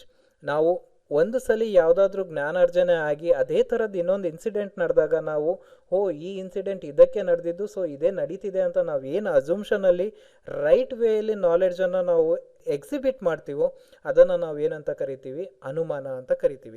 ಅನುಮಾನ is defined as the knowledge of an object, ಲಿಂಗಿ, object ಅಂದರೆ ಲಿಂಗಿ, due to previous knowledge of some sign or mark, ಲಿಂಗ ಅಥವಾ ಸೇತು.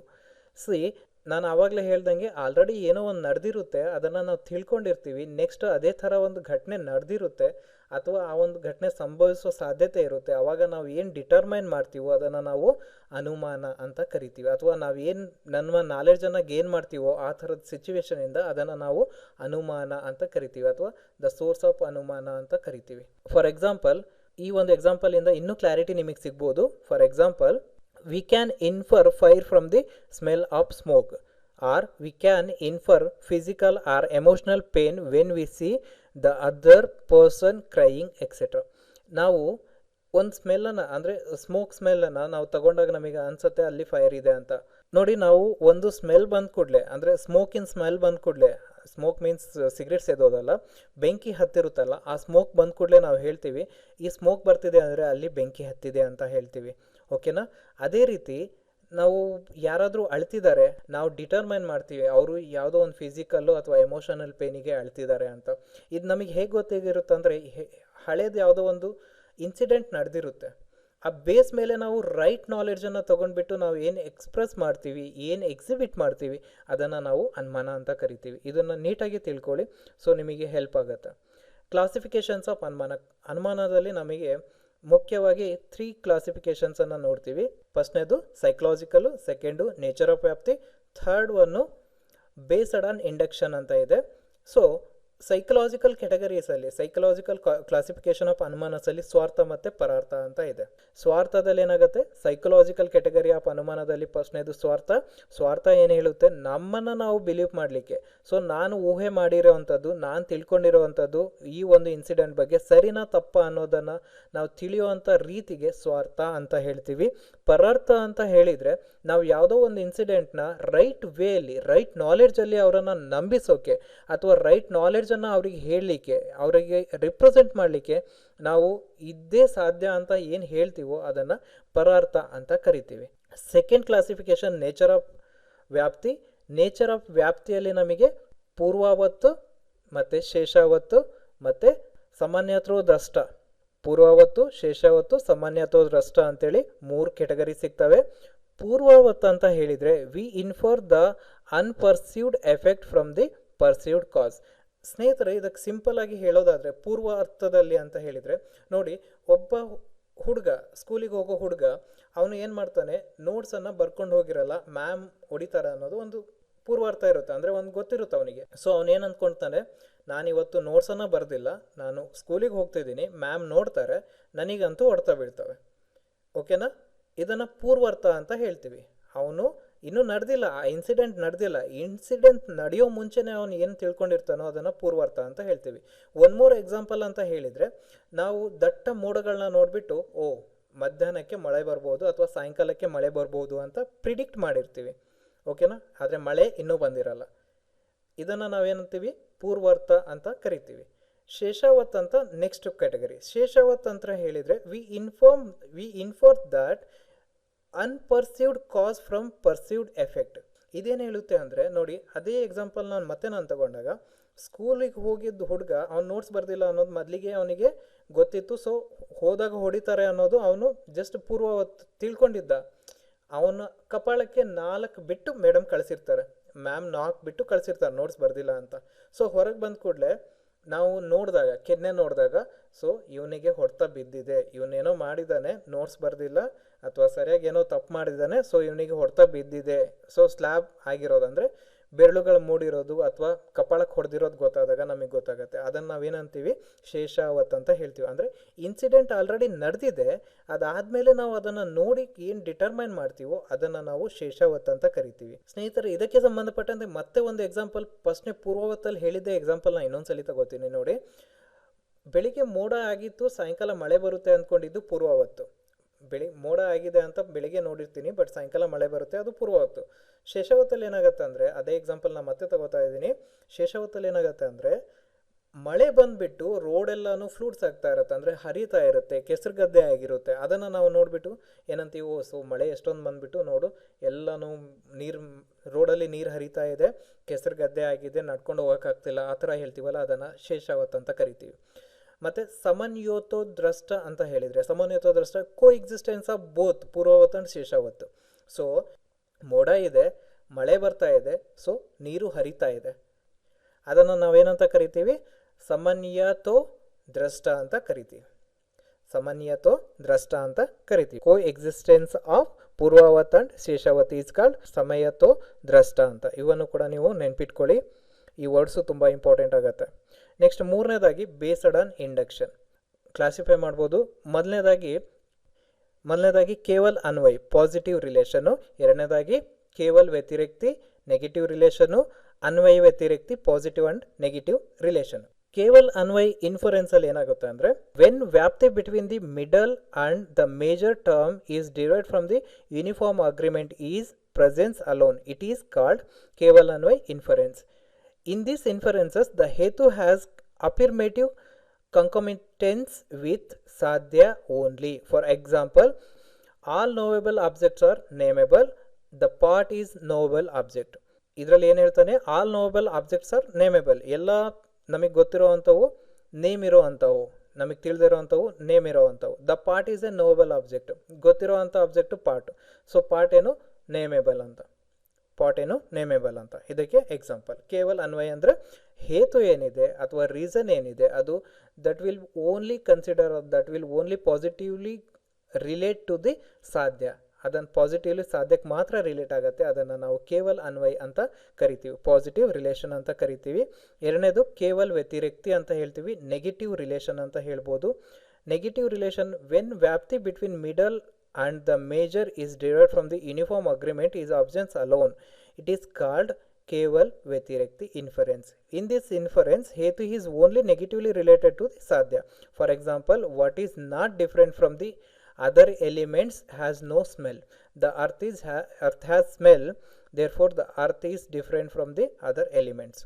ಸಾಧ್ಯ ಜೊತೆ ಯಾವ ಒಂದು ಥಿಂಗ್ ನೆಗೆಟಿವ್ ರಿಲೇಷನ್ನ ತೋರಿಸುತ್ತೋ ಅದಕ್ಕೆ ನಾವು ಕೇವಲ್ ವ್ಯತಿರಿಕ್ತಿ ಅಂತ ಹೇಳ್ತೀವಿ.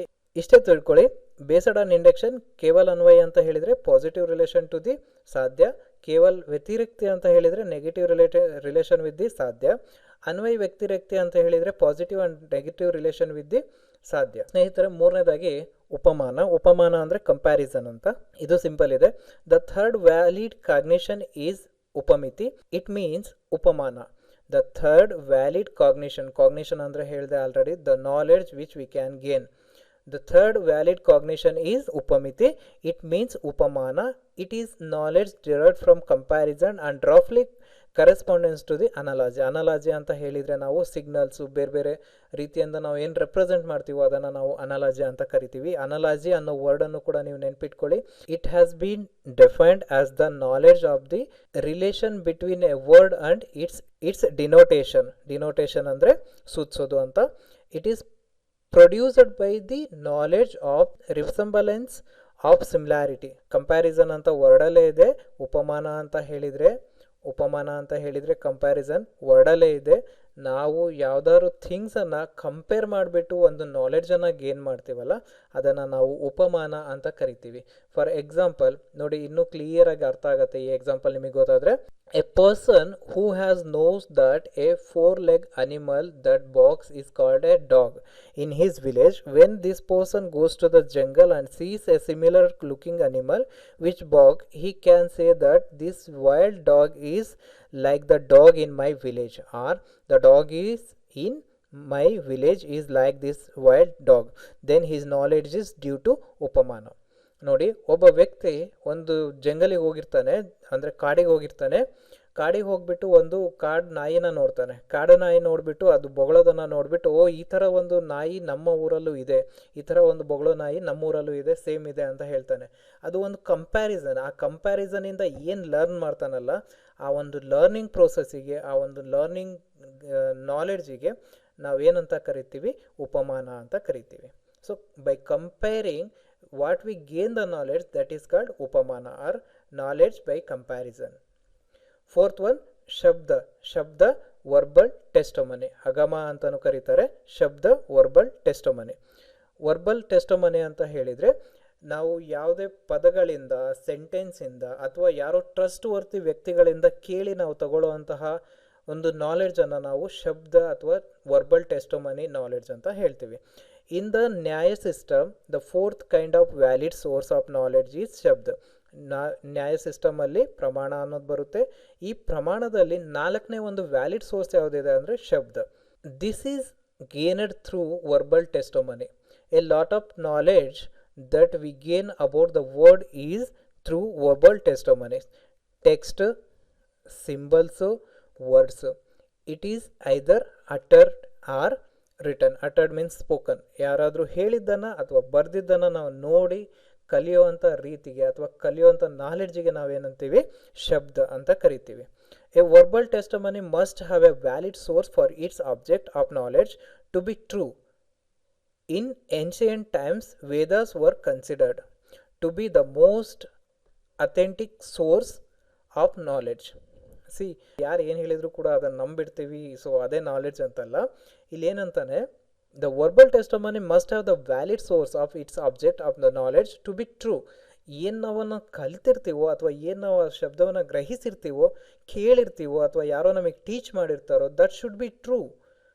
ಇನ್ ಆನ್ಸಿಯಂಟ್ ಟೈಮ್ಸ್ ಅಂದರೆ ಹಳೆ ಕಾಲದಲ್ಲಿ, ಪ್ರಾಚೀನ ಕಾಲಗಳಲ್ಲಿ ನಾವೇನು ಮಾಡ್ತಿದ್ವಿ, ವೇದಾಸನ್ನು ಕನ್ಸಿಡರ್ ಮಾಡ್ತಾ ಇದ್ವಿ, ಅಂದರೆ ವ್ಯಾಲಿಡ್ ಸೋರ್ಸ್ ಅಂತ, ಅಥೆಂಟಿಕೇಟಿವ್ ಸೋರ್ಸ್ ಅಂತ.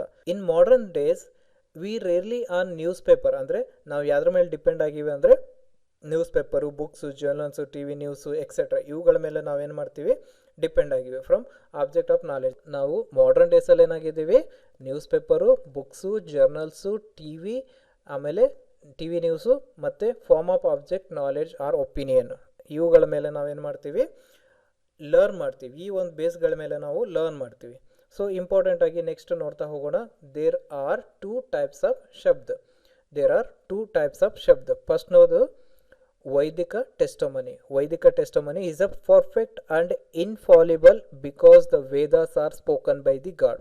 ನಾವು ವೇದಾಸನ್ನು, ಉಪನಿಷತ್ತುಗಳನ್ನ ಏನಂತ ಇದ್ವಿ ಅಂದರೆ ದೇವರೇ ಹೇಳಿದಾನ ಅನ್ನೋಷ್ಟು ನಂಬ್ತಿದ್ವಿ. ಯಾಕಂದರೆ ನಿಮಗೆ ಗೊತ್ತಿದೆ, ಪ್ರಮಾಣಸ್ ಮೀನ್ಸ್ ಯಾರು ವೇದಗಳನ್ನ ನಂಬ್ತಾರೋ, ಆರ್ಥೋಡಿಕ್ಸ್ ಯಾರಿದ್ದಾರೋ ಅವರ ಒಂದು ಕೆಟಗರಿ. ನೋಡಿ, ಕುರಾನ್ ತಗೊಂಡ್ರೆ ಮುಸ್ಲಿಮ್ಸ್ ಏನು ಮಾಡ್ತಾರೆ, ಕುರಾನನ್ನು ತುಂಬ ಬಿಲೀವ್ ಮಾಡ್ತಾರೆ. ಬೈಬಲನ್ನು ಕ್ರಿಶ್ಚಿಯನ್ಸ್ ತುಂಬ ಬಿಲೀವ್ ಮಾಡ್ತಾರೆ. ಹಾಗೆ ನಾವೇನು ಮಾಡ್ತೀವಿ, ಭಗವದ್ಗೀತಾನ ತುಂಬಾ ಬಿಲೀವ್ ಮಾಡ್ತೀವಿ, ಸೊ ನಂಬ್ತೀವಿ. ಆ ರೀತಿ ಒಂದು ನಂಬಿಕೆ ಇರುವಂಥ ಒಂದು ಟೆಕ್ಸ್ಟ್ ಏನಿದೆ ಅಥವಾ ಒಂದು ನಾಲೆಡ್ಜ್ ಏನಿದೆ, ಅದನ್ನು ನಾವೇನಂತೀವಿ, ವೈದಿಕ ಟೆಸ್ಟಮನಿ ಅಂತ ಕರಿತೀವಿ. ನೆಕ್ಸ್ಟು ಸೆಕ್ಯುಲರ್ ಮೀನ್ಸ್ ಲೌಕಿಕ testimony. Secular testimony, the words of human beings who are liable to error. ನೋಡಿ, ಮನುಷ್ಯನ ಸಹಜ ಗುಣ ಅಂದರೆ ಎರರ್ ಮಾಡೇ ಮಾಡ್ತಾರೆ, ಓಕೆನಾ. ಬಟ್ ಇದನ್ನು ನಾವು ಸತ್ಯ ಅಂತ ನಂಬಲಿಕ್ಕಾಗಲ್ಲ. It is not a infallible. ಇದು ತರ್ಕಕ್ಕೆ ನಿಲ್ಕೋ ಅಂಥದ್ದು ಅಲ್ಲ. Only the words trustworthy person who always speak the truth are valid, others are not.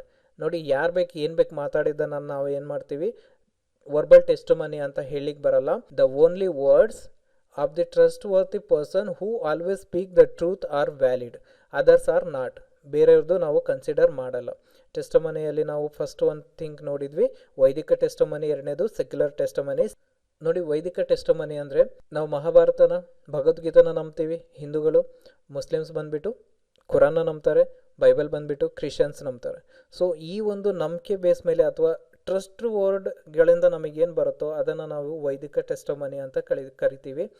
Secular testimony ಅಂತ ಹೇಳಿದರೆ ಯಾರು ನೈಜವನ್ನು ಹೇಳ್ತಾರೋ, ಸತ್ಯವನ್ನು ಮಾತಾಡ್ತಾರೋ ಅಥವಾ ರೈಟ್ ಪರ್ಸನ್ನಿಂದ ನಾವು ರೈಟ್ ನಾಲೆಡ್ಜನ್ನು ಗೇನ್ ಮಾಡ್ತೀವೋ ಅದನ್ನು ನಾವು ಸೆಕ್ಯುಲರ್ ಟೆಸ್ಟಮನಿ ಅಂತ ಕರಿತೀವಿ. ನೆಕ್ಸ್ಟ್ ನೋಡಿ, ಶಬ್ದದಲ್ಲಿ ಒಂದು ಶಬ್ದ ಅಂದರೆ ಯಾವ ರೀತಿ ಇರಬೇಕು ಅನ್ನೋದಕ್ಕೆ 4 ಕಂಡೀಷನ್ಸ್ ಇದೆ. A sentence in order to be intelligible must confirm to 4 condition. First one ಬಂದುಬಿಟ್ಟು ಆಕಾಂಕ್ಷ ಇಂಟರ್ ರಿಲೇಟೆಡ್. ಮೀನ್ಸ್ ನಾವೇನು ಮಾತಾಡ್ತೀವೋ ಅದು ಇನ್ನೊಬ್ಬರಿಗೆ ಸಂಬಂಧಪಟ್ಟಿರಬೇಕು. ನೋಡಿ, ಯಾವುದು BA ಓದೋನಿಗೆ ಹೋಗ್ಬಿಟ್ಟು ಸೈನ್ಸಿಂದು ಅನಾಟಮಿನೋ ಯಾವುದೋ ಒಂದು ಹೇಳಿದರೆ ಅರ್ಥ ಆಗಲ್ಲ, ಅಂದರೆ ಇರ್ರಿಲೇಟೆಡ್. ಸೊ ಯಾವಾಗಲೂ ನಾವು ಆಕಾಂಕ್ಷೆ ಏನಿರಬೇಕಂದ್ರೆ ಇಬ್ಬರಿಗೂ ಸಂಬಂಧಪಡುವಂಥ ಥಿಂಗ್ಸು ರೈಟ್ ವೇಸಲ್ಲಿ ರೈಟ್ ಥಿಂಗನ್ನು ನಾವು ಮಾತಾಡಬೇಕಾಗತ್ತೆ. ಎರಡನೇದಾಗಿ ಯೋಗ್ಯತಾ. ಯೋಗ್ಯತಾ ಮೀನ್ಸ್ ನಾಟ್ ಕಾಂಟ್ರಾಡಿಕ್ಟರಿ ಅಂದರೆ ಏನು ಹೇಳ್ತೀವಿ ಅಂದರೆ ದೋಷಗಳಿರೋವಂಥದ್ದು. ದೋಷಗಳೇ ಅಂದರೆ ನಾವು ಏನೋ ಮಾತಾಡೋಕ್ಕೆ ಹೋಗ್ತೀವಿ, ಅದು ಕ್ಲಾಶಸ್ನ ಕ್ರಿಯೇಟ್ ಆಗುತ್ತೆ. ನಮ್ಮ ವರ್ಡ್ ಏನಿರಬೇಕು, ನಮ್ಮ ಸೆಂಟೆನ್ಸ್ ಏನಿರಬೇಕಂದ್ರೆ ಯೋಗ್ಯವಾಗಿರಬೇಕು. ಅಂದರೆ ಒಂದು ಹಾನರಬಲ್ ವರ್ಡ್ಸನ್ನು ಇರಬೇಕು, ಅಥವಾ ಒಂದು ಸಭ್ಯ ವರ್ಡ್ಗಳನ್ನ ಯೂಸ್ ಮಾಡಬೇಕು. ಯಾವುದೇ ಕಾರಣಕ್ಕೆ ಅದು ಕ್ಲಾಶಸ್ ಮಾಡುವಂಥ ವರ್ಡ್ಸನ್ನು ಯೂಸ್ ಮಾಡಬಾರ್ದು. ಆ ಥರ ಸೆಂಟೆನ್ಸನ್ನು, ಅದರ ಶಬ್ದಗಳನ್ನ ನೀವು ಯೂಸ್ ಮಾಡಬಾರ್ದು.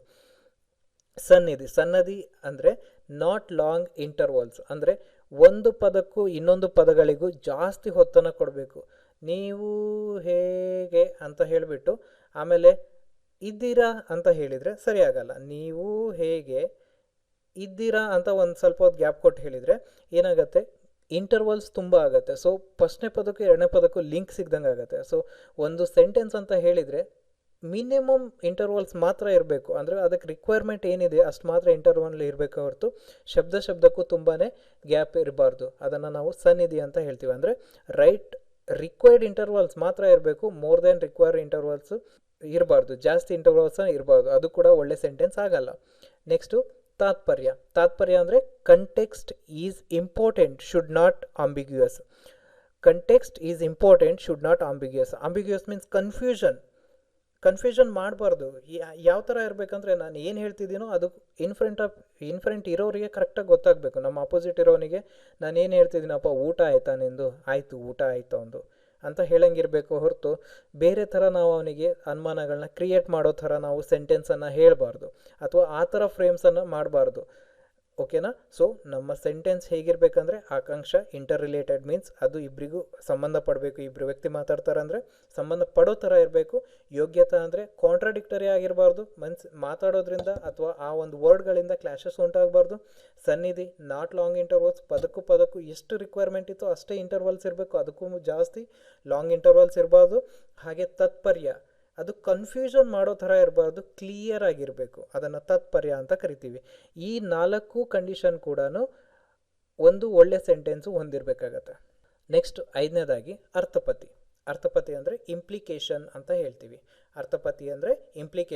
ಹೇಳ್ತೀವಿ. It is an invalid source of gaining knowledge. ಇದು ತುಂಬ ಇಂಪಾರ್ಟೆಂಟು, ನೆನ್ಪಿಟ್ಕೊಳ್ಳಿ.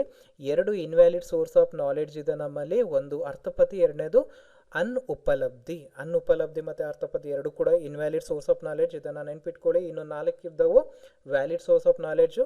ಪ್ರತ್ಯಕ್ಷ, ಅನುಮಾನ, ಉಪಮಾನ ಮತ್ತು ಶಬ್ದ, ಇವು ವ್ಯಾಲಿಡ್ ಸೋರ್ಸ್ ಆಫ್ ನಾಲೆಡ್ಜು. ಅರ್ಥಪತಿ ಮತ್ತು ಅನುಪಲಬ್ಧಿ ಇನ್ವ್ಯಾಲಿಡ್ ಸೋರ್ಸ್ ಆಫ್ ನಾಲೆಡ್ಜ್. ಇವನ್ನ ನೆನ್ಪಿಟ್ಕೊಳ್ಳಿ. ಅರ್ಥಪತಿ ಅಂದರೆ ಏನು? The knowledge gain through seeing the relation between cause and effect or arthapati pramana. The knowledge gained through seeing the relation between cause and effect or arthapati pramana. ಇದನ್ನು with example ನಾನು ಇನ್ನೂ ಚೆನ್ನಾಗಿ ಹೇಳ್ತಾ ಹೋಗ್ತೀನಿ. ಸೊ ಈಸಿಯೆಸ್ಟ್ ಕಾನ್ಸೆಪ್ಟ್ ಇದೆ, ಇನ್ನೂ ಚೆನ್ನಾಗಿ ತಿಳ್ಕೊಬೋದು.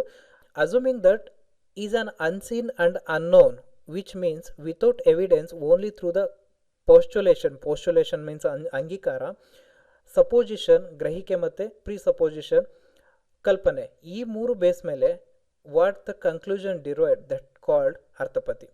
ಅರ್ಥ ಆಗ್ತಿದೆ ಅಂದ್ಕೋತೀನಿ ಸ್ನೇಹಿತರೆ. Knowledge gain through seeing the relation between cause and effect or arthapati pramana ಅಂತ ಹೇಳ್ತಾರೆ. Assuming what is unseen and unknown which means without evidence only through the postulation, supposition and presumption derived the conclusion. ಒಂದು ಕನ್ಕ್ಲೂಷನ್ನ ನಾವು ನೋಡಿಬಿಟ್ಟು ಅದ್ರ ಬಗ್ಗೆ ನಮಗೆ ಹೆಚ್ಚಾಗಿ ಗೊತ್ತಿರಲ್ಲ, ಓಕೆನಾ, ಹೆಚ್ಚಾಗಿ ಗೊತ್ತಿರಲ್ಲ ಅಥವಾ ಅದೇ ರೀಸನ್ ಇರಲ್ಲ. ಬಟ್ ನಮಗೇನನ್ಸುತ್ತೆ ಇದೇ ಇರಬೇಕು ಅಂತ ನಾವು ನಮ್ಮಷ್ಟಕ್ಕೆ ನಾವು ನಿರ್ಣಯನ ಮಾಡ್ತೀವಿ, ಓಕೆನಾ. ನಾವೇ ಅದಕ್ಕೆ ಕಲ್ಪನೆ ಮಾಡಿಕೊಂಡು ಅದಕ್ಕೆ ಅಂಗೀಕಾರನೂ ಕೊಟ್ಬಿಡ್ತೀವಿ. ಅದನ್ನು ನಾವೇನಂತೀವಿ ಅಂದರೆ ಅರ್ಥಪತಿ ಅಂತ ಕರಿತೀವಿ. ಇನ್ನೂ ಸಿಂಪಲಾಗಿ ಹೇಳಬೇಕಂದ್ರೆ ಅರ್ಥಪತಿಯಲ್ಲಿ ಏನಂದರೆ ನಾವು ಏನನ್ನೋ ನೋಡ್ತೀವಿ, ಅದು ಕಾಸು ಎಫೆಕ್ಟ್ ಏನೂ ಗೊತ್ತಿರಲ್ಲ ನಮಗೆ. ಬಟ್ ಏನು ಮಾಡ್ತೀವಿ ಅಂದರೆ ಇದು ಹೀಗೆ ಇರ್ಬೋದು, ಹೀಗಿದೆ ಅಂದರೆ ಇದು ಹೀಗೆ ಇರ್ಬೋದು ಅಂತೇಳಿ ನಾವೇನು ಮಾಡ್ತೀವಿ, ಒಂದು ಅಜುಮ್ಷನ್ ಮೇಲೆ, ಒಂದು ಪೋಸ್ಟುಲೇಷನ್ಸ್ ಮೇಲೆ, ಒಂದು ಪ್ರೀ ಅಜುಮ್ಷನ್ ಮೇಲೆ ನಾವೇನು ಮಾಡ್ತೀವಿ, ಕನ್ಕ್ಲೂಷನ್ನ ಡ್ರಾ ಮಾಡ್ತೀವಿ, ಓಕೆನಾ. ಅದನ್ನು ನಾವು ಅರ್ಥಪತಿ ಅಂತ ಹೇಳ್ತೀವಿ. ವ್ಯಾಲಿಡ್ ಸೋರ್ಸ್ ಆಫ್ ನಾಲೆಡ್ಜಲ್ಲಿ ಏನಾಗುತ್ತೆ, ಎಲ್ಲನೂ ಕೂಡ with evidence, with by the true ನಾಲೆಡ್ಜಿಂದ ನಮಗೆ ಸಿಗ್ತಾ ಇರುತ್ತೆ. ಅಂದರೆ ರೈಟ್ ವೇ ಆಫ್ ನಾಲೆಡ್ಜಿಂದ ಸಿಗ್ತಾ ಇರುತ್ತೆ. ಇನ್ವ್ಯಾಲಿಡ್ ಏನಂದರೆ ನಾವು ನಮ್ಮಷ್ಟಕ್ಕೆ ನಾವು ಅದನ್ನು ಸರಿಯಾದ ರೀತಿ ಇದೆ ಅಂದ್ಕೊಂಡ್ಬಿಟ್ಟು ನಾವೇನು ಮಾಡ್ತೀವಿ, ಕನ್ಕ್ಲೂಷನ್ನ ಡ್ರಾ ಮಾಡ್ತಾ ಇರ್ತೀವಿ. ವಿತ್ ಎಕ್ಸಾಂಪಲ್ ನೀವು ಇನ್ನೂ ಇದನ್ನು ಆರಾಮ್ಸೆ ಚೆನ್ನಾಗಿ ಅರ್ಥ ಮಾಡ್ಕೋಬೋದು. ಅದಕ್ಕೂ ಮುಂಚೆ ನೋಡಿ, ಅರ್ಥ ಮೀನ್ಸ್ ಸಿಗ್ನಿಫಿಕೆನ್ಸ್ ಅಂದರೆ ಪ್ರಾಮುಖ್ಯ ಅಥವಾ ಇಂಪಾರ್ಟೆನ್ಸ್ ಅಂತ ಹೇಳ್ತೀವಿ. ಅಪತಿ ಮೀನ್ಸ್ ಸಪೋಸಿಷನ್, ಕಲ್ಪನೆ ಅಥವಾ ಗ್ರಹಿಕೆ ಅಂತ ಹೇಳ್ತೀವಿ. ಅರ್ಥಪತಿ ಮೀನ್ಸ್ ಯಾವುದೋ ಒಂದು ಇಂಪಾರ್ಟೆಂಟ್ ಥಿಂಗ್ನ ನಾವು ಒಂದು ಗ್ರಹಿಕೆ ಮೇಲೆ, ಒಂದು ಕಲ್ಪನೆ ಮೇಲೆ, ಪೋಸ್ಟುಲೇಷನ್ಸ್ ಮೇಲೆ ನಾವು ಏನು ಕನ್ಕ್ಲೂಷನ್ ಡಿರೈವ್ ಮಾಡ್ತೀವೋ ಅದನ್ನು ನಾವು ಅರ್ಥಪತಿ ಹೇಳ್ತೀವಿ ಅಂತ ಹೇಳ್ತಾರೆ. ನಾವೊಂದು ಎಕ್ಸಾಂಪಲ್ ಮೂಲಕ ನೋಡೋದಾದರೆ ಅರ್ಥಪತಿ ಅಂತ ಹೇಳ್ತಾರೆ. ಇನ್ನೂ ಹೇಳೋದಾದರೆ, this form of knowledge is either gained from the what we have seen or heard and or assuming rightly. This form of knowledge is either gained from what we have seen or heard and or assuming rightly. ನಾವೆಲ್ಲೋ ಯಾವತ್ತೋ ಏನೋ ಕೇಳಿರ್ತೀವಿ, ಅದು ರೈಟೋ ರಾಂಗೋ ನಮಗೆ ಗೊತ್ತಿರಲ್ಲ. ಇನ್ನೊಂದ್ಸಲಿ ಏನೋ ಬಂದಿರುತ್ತೆ, ಅದನ್ನು ನಾವು ಇದೇ ರೈಟ್ ಅಂತೇಳಿ ಅಸ್ಯೂಮ್ ಮಾಡ್ತೀವಿ. ಅದನ್ನು ನಾವು ಅರ್ಥಪತಿ ಅಂತ ಹೇಳ್ತೀವಿ ಅಂತಿದ್ದಾರೆ. We gain knowledge on positive basis. ನಾವೇನು ನಾಲೆಡ್ಜನ್ನು ಕಲ್ತಿರ್ತೀವಿ ಅದನ್ನು ಪಾಸಿಟಿವ್ ಬೇಸಿಸಲ್ಲಿ ಇಂಪ್ಲಿಕೇಟ್ ಮಾಡ್ತೀವಿ. ಅಂದರೆ ಇದೇ ಆಗಿರುತ್ತೆ ಅಂತ ನಮ್ಮಷ್ಟಕ್ಕೆ ನಾವೇ ಅಂಗೀಕಾರನ ಮಾಡ್ತೀವಿ. Whether it is true or false ಅನ್ನೋದನ್ನ ನೋಡೋಕ್ಕೆ ಹೋಗಲ್ಲ. ಅದನ್ನು ಕೂಡ ನಾವು ಅರ್ಥಪತಿ ಅಂತ ಹೇಳ್ತೀವಿ. ಅರ್ಥಪತಿನ ಇನ್ನೂ ಕ್ಲಿಯರಾಗಿ ಎಕ್ಸಾಕ್ಟಾಗಿ ತಿಳ್ಕೊಬೇಕಂದ್ರೆ ಈ ಎಕ್ಸಾಂಪಲ್ ನೋಡಿ. A healthy person says that he doesn't sleep at night from this proposition. ಅಂದರೆ ಪ್ರಪೋಸಿಷನ್ ಅಂದರೆ ಪ್ರತಿಪಾದಿಸೋದು ಅಂತ ಹೇಳ್ಬೋದು. We can postulate that this person ಅಂದರೆ ನಾವು ಅಂಗೀಕರಿಸ್ತೀವಿ, ನಾವೇನಂತ ತಿಳ್ಕೊತೀವಿ ಅಂದರೆ that this person sleeps during the day. Without this assumption it is not possible to explain why this person is healthy and alive without sleeping. Example ಏನಿದೆ ಅಂದರೆ, ಒಬ್ಬ ಮನುಷ್ಯ ನೈಟ್ ಕಂಪ್ಲೀಟ್ ಮಲಗಲ್ಲ ಅಂದರೂ ಅವನು ಆರೋಗ್ಯವಾಗಿದ್ದಾನೆ, ಹೆಲ್ದಿಯಾಗಿದ್ದಾನೆ ಅಂದರೆ ಹೇಗೆ ಸಾಧ್ಯ ಅಂದರೆ ಸಿಂಪ್ಲಿ ನಾವು ಹೇಳ್ತೀವಿ, ನಾವು ರೈಟ್ ವೇಯಲ್ಲಿ ಇನ್ನೊಂದ್ಸಲಿ ಅಸ್ಯೂಮ್ ಮಾಡ್ಕೋತೀವಿ. ಅವನು ನೈಟ್ ಮಲಗಲ್ಲ ಅಂದರೆ ಬೆಳಿಗ್ಗೆ ಮಲಗ್ತಾನೆ, ಬೆಳಿಗ್ಗೆ ಮಲಗೋದ್ರಿಂದ ಅವನು ಹೆಲ್ದಿಯಾಗಿ ಮತ್ತು ಬದುಕಿದ್ದಾನೆ, ಅಂದರೆ ಆರಾಮ್ಸೆ ಬದುಕಿದ್ದಾನೆ. ಅಂದರೆ ಒಬ್ಬ ಮನುಷ್ಯ ಕಂಪ್ಲೀಟ್ ನೈಟ್ ಮಲಗಲ್ಲ ಅಂದರೂ ಅವನು ಹೆಲ್ದಿಯಾಗಿದ್ದಾನೆ, ಬದುಕಿದ್ದಾನೆ ಅಂದರೆ ಅರ್ಥ ಏನು, ಅವನು ಬೆಳಿಗ್ಗೆ ಮಲಗ್ತಾನೆ. ಇದನ್ನು ನಾವೇನು ಅನ್ಕೋತೀವಿ, ಅರ್ಥಪತಿ ಅಂತ ಹೇಳ್ತೀವಿ. ಓಕೆನಾ?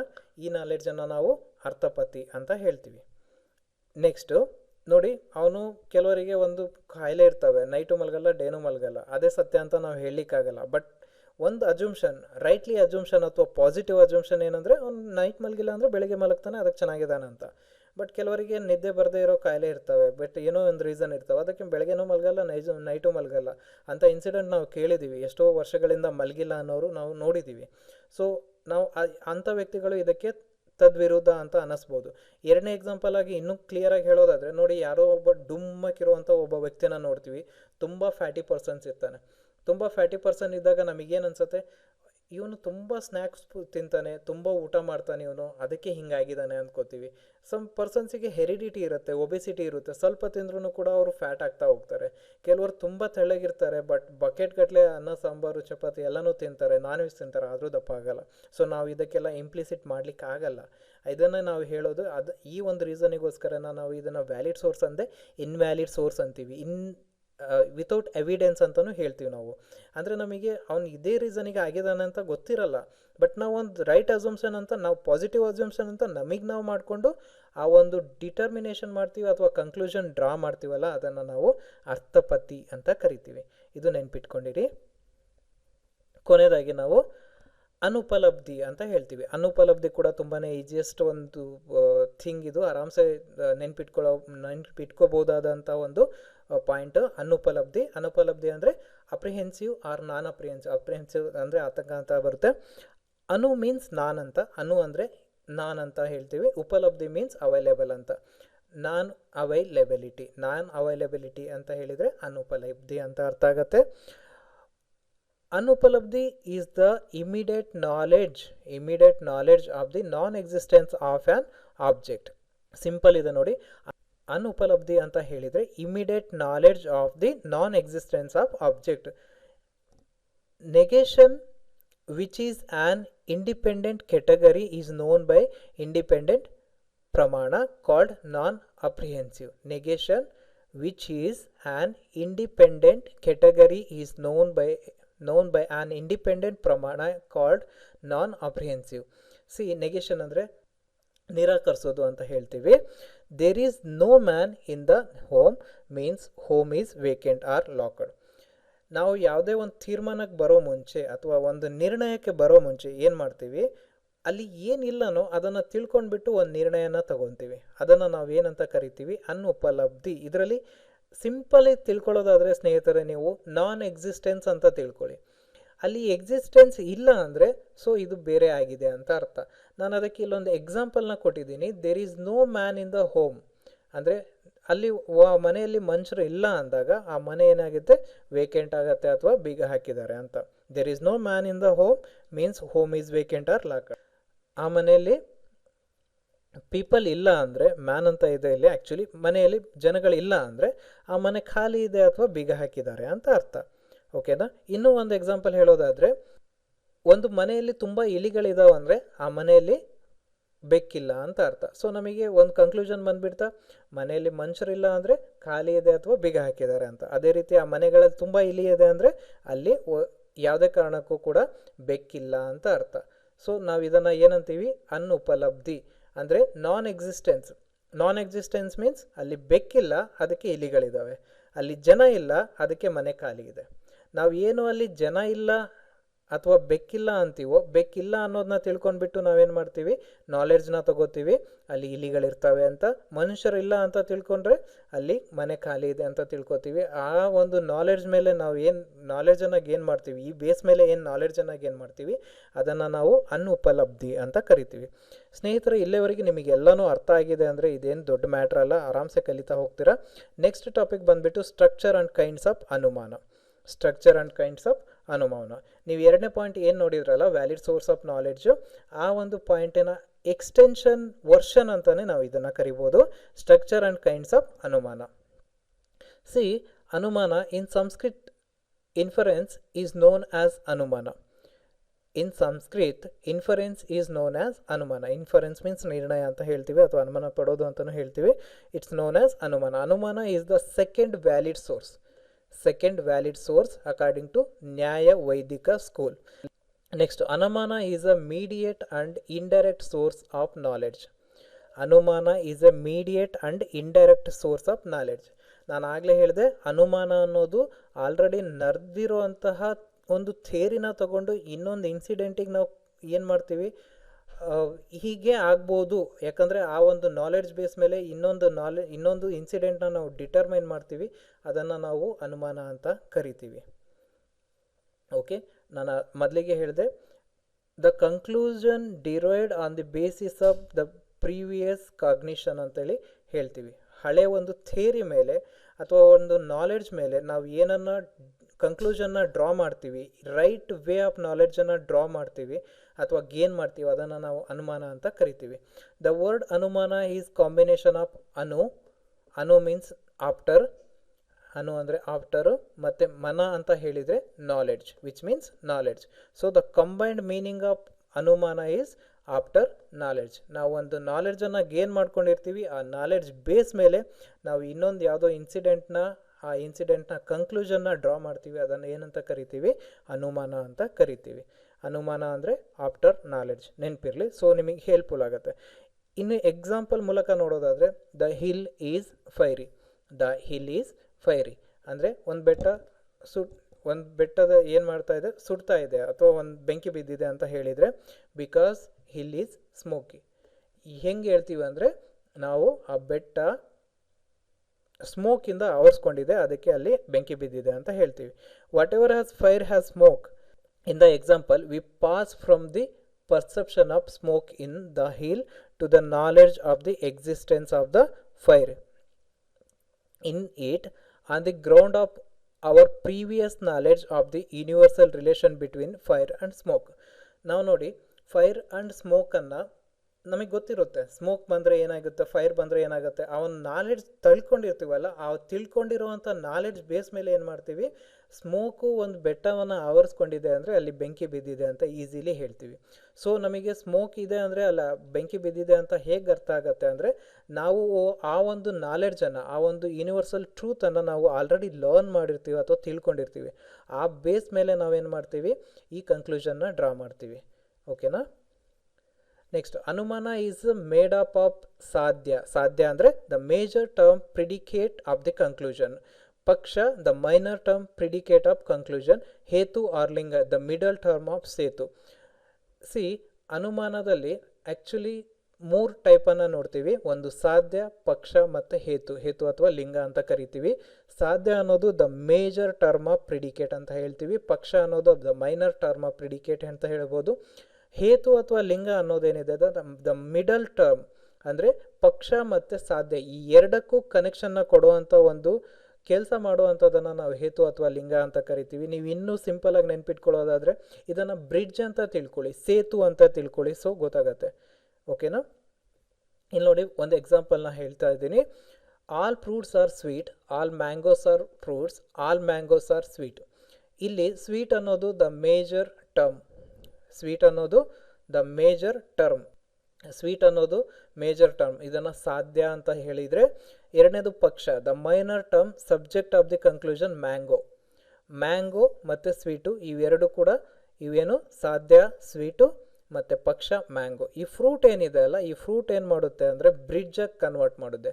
Mango the fruit which is sweet. ನಾವು ಮ್ಯಾಂಗೋ ಹಣ್ಣು ಇದು ಸ್ವೀಟ್ ಇದೆ ಅಂತ ಹೇಳುತ್ತೆ. ಸೊ ಈ ಎರಡು ಪದಗಳನ್ನ ಅಥವಾ ಬ್ರಿಡ್ಜನ್ನು ಕ್ರಿಯೇಟ್ ಮಾಡಿಬಿಟ್ಟು ಈ ಒಂದು ಮೀನಿಂಗ್ಫುಲ್ ಅರ್ಥವನ್ನು ಕೊಡಲಿಕ್ಕೆ, ಕನ್ಕ್ಲೂಷನ್ ಡ್ರಾ ಮಾಡಲಿಕ್ಕೆ ಹೆಲ್ಪ್ ಮಾಡೋದಕ್ಕೆ ನಾವು ಹೇತು ಅಂತ ಕರಿತೀವಿ. ಸೊ ಸಾಧ್ಯ, ಪಕ್ಷ ಮತ್ತು ಹೇತು ನೆನ್ಪಿಟ್ಕೊಳ್ಳಿ. Sadhya is the major term of predicate of the conclusion. Paksha is the minor term subject of the conclusion. And hetu is the middle term act as setu like bridge between sadhya and paksha. Next ನೋಡಿ, ಹೇತು ಅಂದರೆ ಇನ್ನೊಂದು ವರ್ಡಲ್ಲಿ ಹೇಳೋದಾದರೆ the hetu the relation between sadhya and paksha by which the conclusion derives. Without hetu no conclusion will be derive. Conclusion ಬರಬೇಕು ಅಂದರೆ there should be ಹೇತು. ಹೇತು ಇಲ್ಲ ಅಂದರೆ ಯಾವ ಕನ್ಕ್ಲೂಷನ್ನು ನಾವು ಪಕ್ಕ ಡಿರೈವ್ ಮಾಡಲಿಕ್ಕೆ ಬರಲ್ಲ. ಇದನ್ನು ಕೂಡ ನೆನ್ಪಿಟ್ಕೊಳ್ಳಿ. ನೆಕ್ಸ್ಟು ವ್ಯಾಪ್ತಿ. ವ್ಯಾಪ್ತಿ ಮೀನ್ಸ್ ಇನ್ವೇರಿಯಬಲ್ ರಿಲೇಷನ್. ಇನ್ವೇರಿಯಬಲ್ ಮೀನ್ಸ್ ಏಕರೂಪ ಅಂತ. ವೇರಿಯಬಲ್ ಅಂದರೆ ಗೊತ್ತಿದೆ ನಮಗೆ, ವಿವಿಧ ರೂಪ ಅಂತ ಹೇಳ್ತೀವಿ. ಏಕರೂಪ ಒಂದು ಸಂಬಂಧ ಅಂತ ಹೇಳ್ಬೋದು. ವ್ಯಾಪ್ತಿ ಅಂತ ಹೇಳಿದೆ the invariable relation of the middle term with the major is called vyapti. Middle term and the major term ಈ ಎರಡನ್ನೂ ರಿಲೇಷನ್ಶಿಪ್ ಮಾಡಲಿಕ್ಕೆ ಕೊಂಡಿಯಾಗಿರೋದಂಥದ್ದನ್ನು ನಾವು ವ್ಯಾಪ್ತಿ ಅಂತ ಕರಿತೀವಿ. ಎ ವ್ಯಾಪ್ತಿ ಮೇ ಬಿ ಆಫ್ 2 ಕ್ಯಾಟಗರೀಸ್. ಒಂದು ಸಮವ್ಯಾಪ್ತಿ, ಎರಡನೇದು ಅಸಮವ್ಯಾಪ್ತಿ. A vyapti between terms of equal existence is called samavyapti or equivalent. Asamavyapti means a vyapti between unequal extension is called asamavyapti ಅಂತ ಹೇಳ್ತೀವಿ. ನೆಕ್ಸ್ಟು 5 ಸ್ಟೆಪ್ಸ್ ಇನ್ ನ್ಯಾಯ syllogism to prove the hetvabhasa. ಇದೊಂದು ಸ್ವಲ್ಪ ನೆನ್ಪಿಟ್ಕೊಳ್ಳಿ. ಹೆತ್ವಾಭಾಸದ ಮೇಲೂ ತುಂಬಾ ಕೇಳ್ತಾರೆ. ಪಾಲಿಸೀಸ್ ಆಫ್ ಇನ್ಫರೆನ್ಸ್ ಅಂತಲೂ ಕೇಳ್ಬೋದು, ಹೆತ್ವಾಭಾಸ ಅಂತಲೂ ಕೇಳ್ಬೋದು. ಇದನ್ನು ಪಾಲಿಸೀಸ್ ಆಫ್ ಇನ್ಫರೆನ್ಸ್ ಅಂತ ಹೇಳ್ಬೋದು ಅಥವಾ ಹೆತ್ವಾಭಾಸ ಅಂತಲೂ ಕರೀತಾರೆ. ಸೊ ನಿಮ್ಮ ನೆನಪು ಎಷ್ಟು ಸಾಧ್ಯನೋ ಅಷ್ಟು ಇದ್ರ ಮೇಲೆ ಕೂಡ ತಿಳ್ಕೊತಾ ಇರಿ. ಹೆತ್ವಾಭಾಸ ಅಥವಾ ಪಾಲಿಸೀಸ್ ಆಫ್ ಇನ್ಫರೆನ್ಸ್ ಎರಡು ಕೂಡ ಒಂದೇ. ಇದು there are majorly 5 steps in ನ್ಯಾಯ ಸಿಲೋಜಿಯಂ ಟು ಪ್ರೂವ್ ದ ಹೆತ್ವಾಭಾಸ. ಹೆತ್ವಾಭಾಸನ ಪ್ರೂವ್ ಮಾಡಲಿಕ್ಕೆ ನ್ಯಾಯ ಸಿಲೋಜಿಯಮಲ್ಲಿ 5 ಸ್ಟೆಪ್ಸನ್ನು ನೋಡ್ತೀವಿ. ಫಸ್ಟ್ನೇ ಸ್ಟೆಪ್ಸ್ ಬಂದುಬಿಟ್ಟು the first steps it's called ಪ್ರತಿಜ್ಞಾ ಮೀನ್ಸ್ ದ ಪ್ರಪೋಸಿಷನ್, ಪ್ರತಿಪಾದನೆ ಮಾಡೋದು. ಎರಡನೇದು ದ ಎಸ್ಟಾಬ್ಲಿಷ್ಮೆಂಟ್ ಆಫ್ ಪ್ರಪೋಸಿಷನ್, ಹೇತು. ಎರಡರ ಒಂದು ರಿಲೇಷನ್ನ ಕ್ರಿಯೇಟ್ ಮಾಡುವಂಥದ್ದು ಹೇತು. ನೆಕ್ಸ್ಟ್ ಉದಾಹರಣ ಮೀನ್ಸ್ ಎಕ್ಸಾಂಪಲ್ ಕೊಡುವಂಥದ್ದು. Gives the universal concomitance to present case. Concomitance ಅಂತ ಹೇಳಿದರೆ ಎರಡಕ್ಕೂ ಸಹ ವರ್ತಿಸುವಂಥದ್ದಕ್ಕೆ ನಾವು ಕಂಕೋಮಿಟೆನ್ಸ್ ಅಂತ ಕರಿತೀವಿ. ನೆಕ್ಸ್ಟ್ ಉಪನಯ ಅಂತ ಹೇಳ್ತೀವಿ. ಅಪ್ಲಿಕೇಶನ್ ಮೀನ್ಸ್ ಇದು ಎಲ್ಲಿ ಅಪ್ಲೈ ಆಗುತ್ತೆ, ಎಕ್ಸಾಕ್ಟ್ ಏನಿದು ಅನ್ನೋದನ್ನ ಹೇಳುತ್ತೆ. ನೆಕ್ಸ್ಟು ನಿಗಮನ ಅಂತ ಹೇಳಿದರೆ ಕನ್ಕ್ಲೂಷನ್ ಅಂತ ನಾವು ಕರಿಬೋದು. ಸೊ ಉಪನಯ ಅಂತ ಹೇಳಿದರೆ ಅಪ್ಲಿಕೇಶನ್, ನಿಗಮನ ಅಂತ ಹೇಳಿದರೆ ಕನ್ಕ್ಲೂಷನ್, ಉದಾಹರಣ ಅಂತ ಹೇಳಿದರೆ it gives the universal concomitance to the present case. ನಾನು ಇದಕ್ಕೆ ಎಕ್ಸಾಂಪಲ್ ಸಮೇತ ಹೇಳ್ತೀನಿ. The first is called pratijna, next is called hetu means the proposition, establishment of proposition, udaharana, upanaya, next nigamana. ಇವು 5ಕ್ಕೂ ಕೂಡ ನಾನು ಎಕ್ಸಾಂಪಲ್ ಹೇಳ್ತೇನೆ. ದ ಹಿಲ್ ಹ್ಯಾಸ್ ಫೈರ್, ಇದು ಪ್ರತಿಜ್ಞಾ. ಹಿಲ್ ಹ್ಯಾಸ್ ಫೈರ್ ಏನು, ಬೆಟ್ಟ, ಅಲ್ಲಿ ಬೆಟ್ಟ ಉರಿತಾ ಇದೆ ಅಂತ ಹೇಳ್ತೀವಲ್ವ, ಬೆಟ್ಟ ಉರಿತಾ ಇದೆ ಅನ್ನೋದು ಒಂದು ಪ್ರತಿಜ್ಞಾ ಆಗುತ್ತೆ. ಏನು ಹೇಳ್ತಿದ್ದೀವೋ ಅದು. ನೆಕ್ಸ್ಟ್ ನಾವು ಪ್ರತಿಪಾದಿಸ್ತಿದ್ದೀವಿ, because of it has smoke.